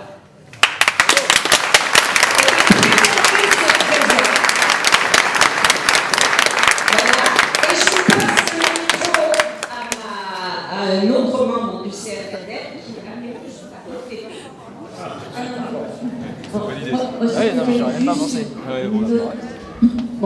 Une autre. Merci beaucoup pour cette démonstration, et notamment du salaire qui est en avance de la production. Comme tu l'as dit, Bernard, on a été biberonné au capitalisme. On a été biberonné en même temps à la notion de marché mondial. Et à chaque fois qu'on essaye de défendre ces idées que tu as proposées, on se renvoie, on se fait renvoyer dans la figure, mais et la concurrence, etc., etc. Donc, est-ce que tu peux nous donner, tu nous as remarquablement expliqué comment on pouvait faire, les échelles de salaire, etc., et comment on peut se débrouiller avec ces foutues questions du marché, de la concurrence, libre et non faussé, comme nous le disent les traités européens et compagnie et compagnie. Voilà. En 3 minutes. 2 minutes. On a le temps. Donc d'une part, ce qu'on appelle le coût du capital aujourd'hui dans la production est évalué à 15% du prix des biens. 15% du prix des biens va à la rémunération de quelque chose qui est inutile, hein, le coût du capital donc. Et donc les prix que nous pratiquerons sont plutôt plus bas que les prix actuels. Notre place dans la concurrence nationale ne va pas du tout être mise en cause, dès lors qu'il y aura une hausse des salaires, mais qui sera compensée par le fait qu'on se débarrasse de 15% des coûts du capital qui viennent polluer les prix de tous les biens et services. Sur le reste, je ne suis pas un bon interlocuteur hein, sur la question des échanges internationaux. Je crains de ne pas être très bon, donc je préfère me taire, quitte à décevoir. Mais bienvenue au club, hein, je pense que Réseau Salarial, c'est un intellectuel collectif. Ce que j'ai dit par exemple sur la seule avance nécessaire dans la production, c'est le salaire. Ça ne vient pas de moi du tout. Hein. Moi, j'ai été, encore une fois, très longtemps aliéné à l'idée qu'il faut d'abord avancer du capital. Là, et que le salaire, ça vient après. C'est d'autres camarades qui ne sont pas forcément des économistes professionnels. Hein. Là aussi, il faut que des profanes ne s'autorisent que d'eux-mêmes pour devenir citoyens, tout simplement. Et donc, c'est peut-être pas de moi qu'il faut attendre la réponse à des questions que je ne sais pas répondre. Hein. Mais posons-nous les questions aux uns et aux autres et n'attendons pas non plus toujours de l'expertise qui est utile. Je ne veux pas non plus mettre mon métier à la poubelle, mais je pense que l'enrichissement de la citoyenneté aux questions de la production, aux questions de la création monétaire, qui est vraiment nécessaire si nous voulons sortir de la folie écologique et anthropologique dans laquelle nous emmène la production capitaliste, ça suppose que des profanes en la matière prennent la parole, réfléchissent et s'estiment concernés. Ne disent pas « Oh, la monnaie, c'est compliqué. Tout ça, c'est compliqué. » Non, c'est pas compliqué du tout. Je voudrais rebondir sur l'idée du CNNR, de fêter la sécurité sociale. J'insiste, je ne vais peut-être pas assez insister, je pense que c'est essentiel. C'est, encore une fois, Bernard qui m'a mis la puce à l'oreille dans son débat avec Frédéric Lordon. En gros, je vous la fais courte. Il y a Lordon qui dit qu'il faut faire la révolution parce que ça n'a jamais existé, et Bernard qui dit mais si, il a raison, ça a existé. Et il faut s'en rappeler. Et on voit bien dans la sociale à quel point Croizat est oublié à dessein. Il est oublié pour deux raisons principales. Premièrement, il est insupportable de penser qu'un ouvrier puisse avoir accompli d'aussi grandes choses. Et puis deuxièmement, ces idées doivent être absolument battues en brèche et enterrées. C'est pour ça qu'on n'en parle pas. C'est pour ça qu'il est totalement invisibilisé. Et donc je pense que rappeler ce qui a été conquis, rappeler ce qui a existé, y compris ce qu'a expliqué Bernard sur les CHU, c'est tout à fait juste. Rappeler que ça a existé, qu'on a pu le faire. C'est extrêmement important par rapport à tous les acteurs qui nous disent que c'est impossible. Mais si, c'est possible. Puisque c'est même le système qui était le plus vanté dans le monde. Le système social français, c'était une chose qui était le plus vantée dans le monde, que tout le monde connaît. Bien. Et donc je pense que c'est très très important de s'appuyer sur ce qui a existé. Non pas pour être des dinosaures et dire tu vois dans l'ancien temps c'était mieux, mais pour s'appuyer là-dessus, pour dire ça a existé, alors il faut au minimum reconquérir ça et aller plus loin. Voilà. Et je pense que c'est très très très très très important. C'est pour ça que le film de Gilles est important. Aussi pour ça, mais reparler de Croizat, redire ce qui était le projet au départ, le projet qui a été appliqué, ce qu'on a pu faire sans faire appel au capital, rien qu'avec la cotisation, tout ça, toutes ces choses-là, il faut le rabâcher pour dire arrêtez vos sornettes là. C'est possible, ça a déjà été fait, et dans des situations économiques où la France était bien plus mal barrée après-guerre des années 60 que maintenant, bien plus mal barrée que maintenant.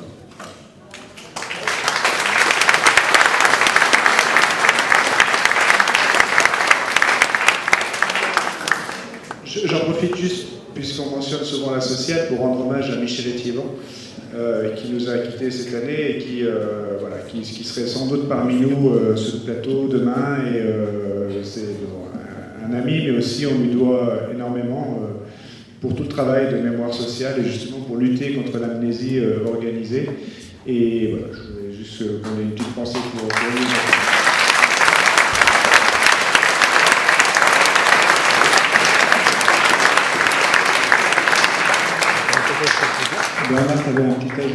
Je ferai écho au témoignage sur la retraite.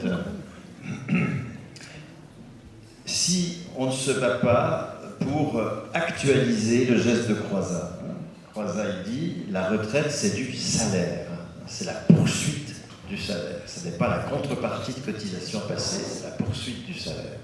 La réponse patronale dès 47 dit ah non, la retraite c'est la contrepartie de cotisation. Justement, on voit bien où est la lutte de classe. Le fait de poser avec force que la retraite, c'est du salaire. Donc, la seule proposition qui vaille en matière de retraite, c'est évidemment aucune retraite ne doit être inférieure au SMIC. Et si le SMIC est à 1500 €, toutes les retraites doivent être portées à 1500 €. Évidemment, enfin toutes les retraites inférieures. Mais ça, tout ça ne peut... Il faut donc... Et cette dissociation entre le salaire et l'emploi, c'est aussi ce qui fonde la proposition de salaire à 18 ans. pas d'une allocation jeune à 1150 balles. Si c'est salaire, c'est au minimum le SMIC. Encore une fois, tant que nous acceptons qu'il y a des minima sociaux, qu'il y a des ressources qui ne sont pas des salaires, c'est que nous acceptons que le salaire, il est lié à l'emploi. Toutes les ressources doivent devenir du salaire et s'inscrire dans la hiérarchie des salaires, une hiérarchie qui ne soit pas du 1 à 20, vous comprenez? Parce que si c'est 1 à 20, ça veut dire qu'on accepte des salaires mensuels de 30 000 €. C'est indécent. 1 à 3 paraît une très bonne chose, donc avec un SMIC à 1 700 € et un salaire maximum à 5 000 €. Au-delà de 5 000 €, en dehors d'emmerder, je ne vois pas très bien ce qu'on peut faire au demeurant.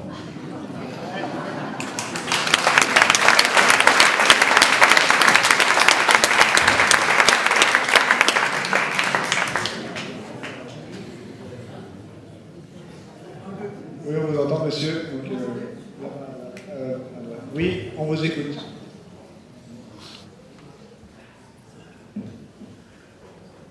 Non, on vous entend pas. En fait.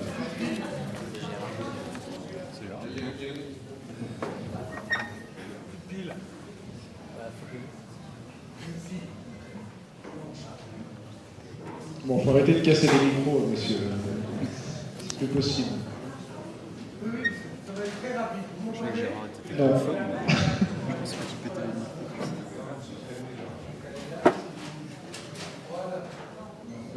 Faut que tu parles fort. Alors, ça fonctionne. Merci. Évidemment, le débat est très intéressant. Merci d'avoir rappelé que l'histoire du salaire continu, la retraite, c'est un salaire continu. Mais ne pensez-vous pas, actuellement, dans notre 5e République, nous n'avons aucun pouvoir politique. Aucun pouvoir politique. Est-ce que vous ne pensez pas qu'il faudrait populariser cette idée de référendum, d'initiative citoyenne, mais constituant, c'est-à-dire constitutionnel, c'est-à-dire inscrit dans la Si, mais je n'ai pas de compétences pour savoir qu'il faut sortir de la 5e République, passer à la 6e sans doute, mais je n'ai pas de compétences particulières sur cet objet, donc excusez-moi, mais je suis un petit peu comme pour l'international, je suis obligé de... Voilà, la seule chose que je pourrais dire par rapport à ça, c'est que ce que vous racontez, on peut penser que c'est juste, mais ça ne garantit absolument pas le résultat. Justement, on a l'exemple de la Suisse, qui dans les votations n'arrête pas de voter les choses les plus... Ils n'arrêtent pas de reculer. En Suisse, le revenu minimum obligatoire, c'était pas un salaire à vie, mais ils ont essayé de mettre en place une sorte de revenu universel, etc., a été balayé d'un revers de main. Et si vous saviez, sur les sondages, hélas, sur l'assurance chômage, dans les milieux populaires, les chômeurs sont, si vous voulez, ne sont pas du tout populaires. C'est plutôt dans les milieux populaires où justement ce poison d'opposer le smicard qui se lève tôt au chômeur qui se lève tard, c'est plutôt le réflexe de dire il y a mon voisin qui touche du pognon et qui ne fout rien, et moi qui me lève et qui va à l'usine. Ce que je veux dire, c'est pas du tout que je remets en cause ce que vous racontez. Je pense effectivement que laisser le pouvoir divin à un type et ensuite tous les 5 ans lui demander, c'est une catastrophe. Et ce que je veux dire, c'est que ce n'est pas non plus la panacée avec obligation de résultat. Hein, voilà, c'est tout. C'est une bise, mais le SMIC en Suisse, c'est 3 800 €. Oui, mais ils pas... l'ont voté il y a 6-8 mois. Oui, mais pas pour des raisons de... On prend encore 2 questions et puis après on va devoir arrêter. Il y a une dame devant qui lève la main depuis longtemps, Steph. Ah. 40 minutes, donc on celle-là et la dame. Ok, ça marche. Ouais. Bonjour à tous. Merci de votre intervention. J'aimerais juste dire un petit truc que Bernard n'a pas évoqué, mais c'est ce qui me semble essentiel dans ces travaux, c'est la question du déjà là. Parce que souvent on a tendance dans les milieux de gauche, pour parler large, à parler en termes d'utopie, de penser à notre monde, autre chose, un ailleurs. Or, comme ça on n'arrivera à rien, puisqu'en fait il faut même quelque chose qui s'en sorte quelque part. Et le mérite des travaux de Bernard, à mon sens, c'est aussi de montrer que justement, le communisme, il est déjà là en train de se développer dans le capitalisme par l'extérieur et par la lutte des travailleurs. Et une question du coup qui n'a pas été évoquée ce soir et qui me semble qu'un essentiel, c'est la question de la propriété, puisque reconnaître le salaire attaché à une personne me semble extrêmement important. Mais comment, Bernard, tu articules ça avec la question de la propriété des moyens de production? Toi, tu parles de la propriété lucrative, avec la gestion de l'appareil des moyens de production par les travailleurs, justement. Et ce qui suppose aussi d'avoir une réflexion sur l'actionnariat, puisqu'aujourd'hui, l'idée du grand patron qui possède une usine et tout ça est quand même dépassée, c'est beaucoup plus sur le capital, c'est beaucoup plus des grandes multinationales qui sont plus attachées à des États, où la propriété est assez diffuse, c'est un réseau d'actionnaires qui se répartissent dans plusieurs endroits du monde, et après avec des filiales qui elles-mêmes n'ont pas de réel pouvoir, puis de la sous-traitance. Voilà, mais comment justement on peut articuler cette réflexion-là avec la question du salaire à la personne? Parce qu'il me semble, moi, que si on détache la question du salaire à la personne à la propriété et au pouvoir sur le moyen de production, on ne peut pas dépasser radicalement le capitalisme actuellement. Oui, bien sûr. Hein, on a abordé ici qu'un des volets des droits à poser à 18 ans comme droit de la citoyenneté. Il faut distinguer en matière de propriété la propriété d'usage et la propriété patrimoniale. Hein. Un outil, c'est quelque chose, un immeuble, une machine, enfin, dans une entreprise, des logiciels, je ne sais pas, enfin n'importe quoi, si c'est pas forcément immédiatement matériel.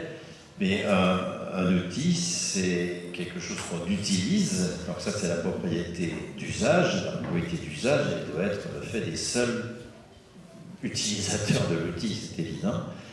Et la propriété patrimoniale, c'est le fait que cet outil, il vaut. C'est pas simplement cet immeuble, ces machines, elles valent.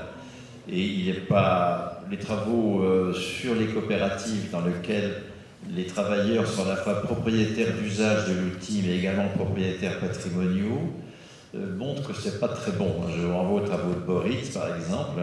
Je pense qu'il faut donc distinguer le collectif de travail, qui est évidemment propriétaire d'usage de l'outil, qui décide la façon dont l'outil est utilisé, etc., et un collectif propriétaire, alors qui ne peut pas être effectivement une personne privée, évidemment, un collectif propriétaire patrimonial de l'outil et qui va être une collectivité publique mais en changeant leur mode de définition aujourd'hui. Le camarade qui faisait appel au RIC, mais on peut aussi ajouter toutes les formes de démocratie autres que la démocratie de représentation qui se cherchent, pour lesquels nous avons maintenant beaucoup d'exemples intéressants, mais dont je ne suis pas spécialiste, c'est pour ça que j'ai voté en touche, mais c'est un problème vraiment décisif, hein, que cette propriété patrimoniale des entreprises soit le fait de collectifs qui ne se confondent pas avec le collectif de ceux qui utilisent l'outil, mais qui présentent des garanties démocratiques quant à leur composition. Comment maintenant en finir avec la propriété patrimoniale lucrative, celle du capital? Bon, ça suppose déjà, encore une fois, que nous menions la campagne sur l'inutilité de l'avance en capital. Tant que nous sommes convaincus qu'il faut une avance en capital, nous rendrons forcément hommage à nos maîtres. Mais ça ne suffit pas, bien sûr. Il faut conquérir, mettre en place des institutions macroéconomiques qui permettent la mise en cause de cette propriété patrimoniale lucrative, effectivement. Alors, par exemple, hein, quand on réfléchit sur une sécurité sociale de l'alimentation, on prend le modèle de la sécurité sociale du soin, tel qu'il se construit dans les années 60, on alimente, alors soit par création monétaire, hein, soit par socialisation de la valeur déjà créée, tout ça est à discuter. On alimente une caisse de sécurité sociale du soin qui va de l'alimentation, pardon, qui va par exemple abonder de 100 € par personne et par mois la carte vitale, et ainsi l'accès à l'alimentation avec cette carte, 100 € par personne et par mois, ça représente 80 milliards, c'est le tiers du marché alimentaire aujourd'hui qui est de 240 milliards, je crois.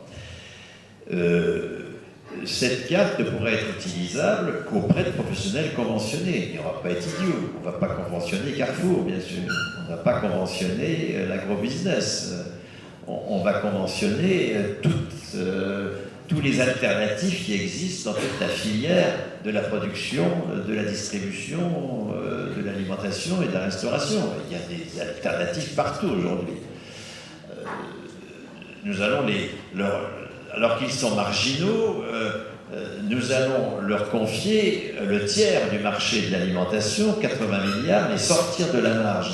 Et avec comme critère de conventionnement que les entreprises conventionnées soient la propriété de leurs salariés, la propriété d'usage, qu'on mette en place des collectifs de propriétaires patrimoniaux de ces établissements, de ces entreprises, de ces commerces.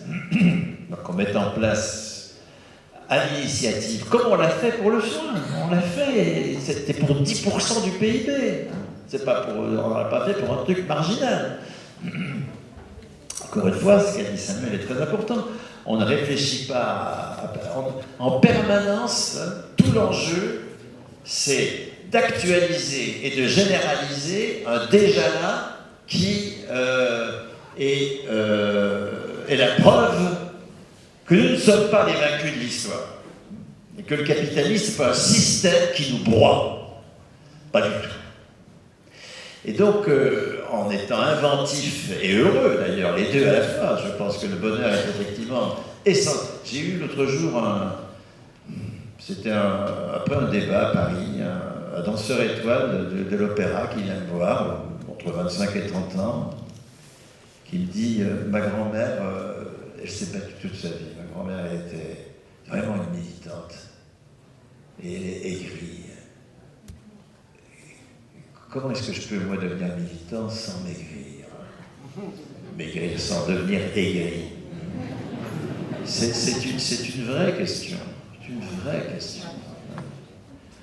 Le bonheur de la militance repose sur le fait que nous nous inscrivons dans un déjà-là. On n'est pas à attendre un futur hypothétique en sachant qu'on sera mort avant et on devient progressivement aigri. Non. On se bat pour actualiser quelque chose qui en général est absent de notre histoire, parce qu'évidemment la bourgeoisie nous raconte un récit de notre passé qui exclut complètement l'histoire populaire, qui transforme nos victoires en défaites ou nos défaites en victoires, évidemment. Mais à partir du moment où, et c'est le rôle des chercheurs en sciences sociales, nous accédons à un récit qui fait honneur aux conquis des travailleurs organisés, nous avons des tremplins. Donc je reviens à comment, parce que la question est fondamentale, comment est-ce que nous pouvons mettre en cause le pouvoir des actionnaires et la propriété lucrative? Bien. Si, vous confortez par un marché qui est réservé à ces producteurs, ces distributeurs d'alimentation, vous confortez toutes les alternatives aujourd'hui qui sont très nombreuses. Et deux, si vous ôtez à Carrefour le tiers de son chiffre d'affaires, parce qu'on ne pourra pas, avec la carte vitale alimentaire, aller la dépenser à Carrefour, il ne sera pas conventionné, évidemment. Mais vous mettez Carrefour en péril. Carrefour, s'il perd le tiers de son chiffre d'affaires, il est en péril. Du coup, les emplois chez Carrefour sont en péril. Du coup, les travailleurs de Carrefour, qui peut-être aujourd'hui, pour le moment, ne sont pas du tout sur le trip, comment on va devenir propriétaire d'usage de Carrefour, Comment est-ce qu'on va sortir Carrefour de sa logique financière? Pour le moment, c'est minoritaire parmi les travailleurs ces questions-là. Mais on devient majoritaire. Parce qu'en péril de perdre, on va dire, attendez, qu'est-ce qu'il faut pour qu'on soit conventionné? Ah, il faut qu'on se passe bien un peu le marché des capitaux pour qu'on ait compétence. Voilà, nous allons créer une dynamique, c'est ça le point. Hein, créer une dynamique de mobilisation dans les lieux de travail pour la conquête de la propriété d'usage et patrimonial de l'entreprise. C'est vraiment... alors ça suppose en même temps de conquérir des droits, bien sûr, en même temps, qui fassent que ces travailleurs... Je suis désolé, je dois filer à un autre débat. De toute manière, là, c'était vraiment la dernière question. Voilà, alors désolé, il y a eu des interruptions dues au Wi-Fi. J'avais pas de chat, j'espère que ça vous a plu.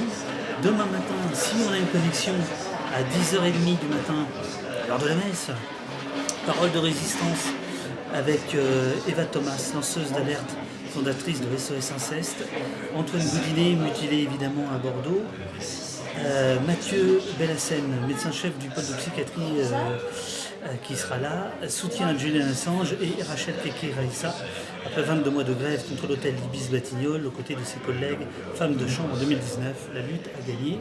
Si on peut, on essaie de retransmettre ça demain matin. Sinon, lundi matin, Geoffrey Dor, il sera avec nous. Je pense que Riel va vous mettre le lien dans le chat. Désolé, je n'avais pas de meilleure connexion aujourd'hui. J'espère que tout ça vous a plu. Je vous embrasse, je vous remercie. Je vous dis à demain matin. Là, je file parce qu'il y a un débat d'après Projo, un pays qui s'y sage. Voilà, salut tout le monde. À demain, si tout va bien, sinon sûrement, avec certitude, lundi. Merci à tous. Et ma chère Auriel, petit message de service, si tu peux éventuellement faire des compilations de tous les streams en un seul, enfin un pour le débat de 14h, un autre pour le débat de 17h, ce sera génial. Merci beaucoup. À demain les amis.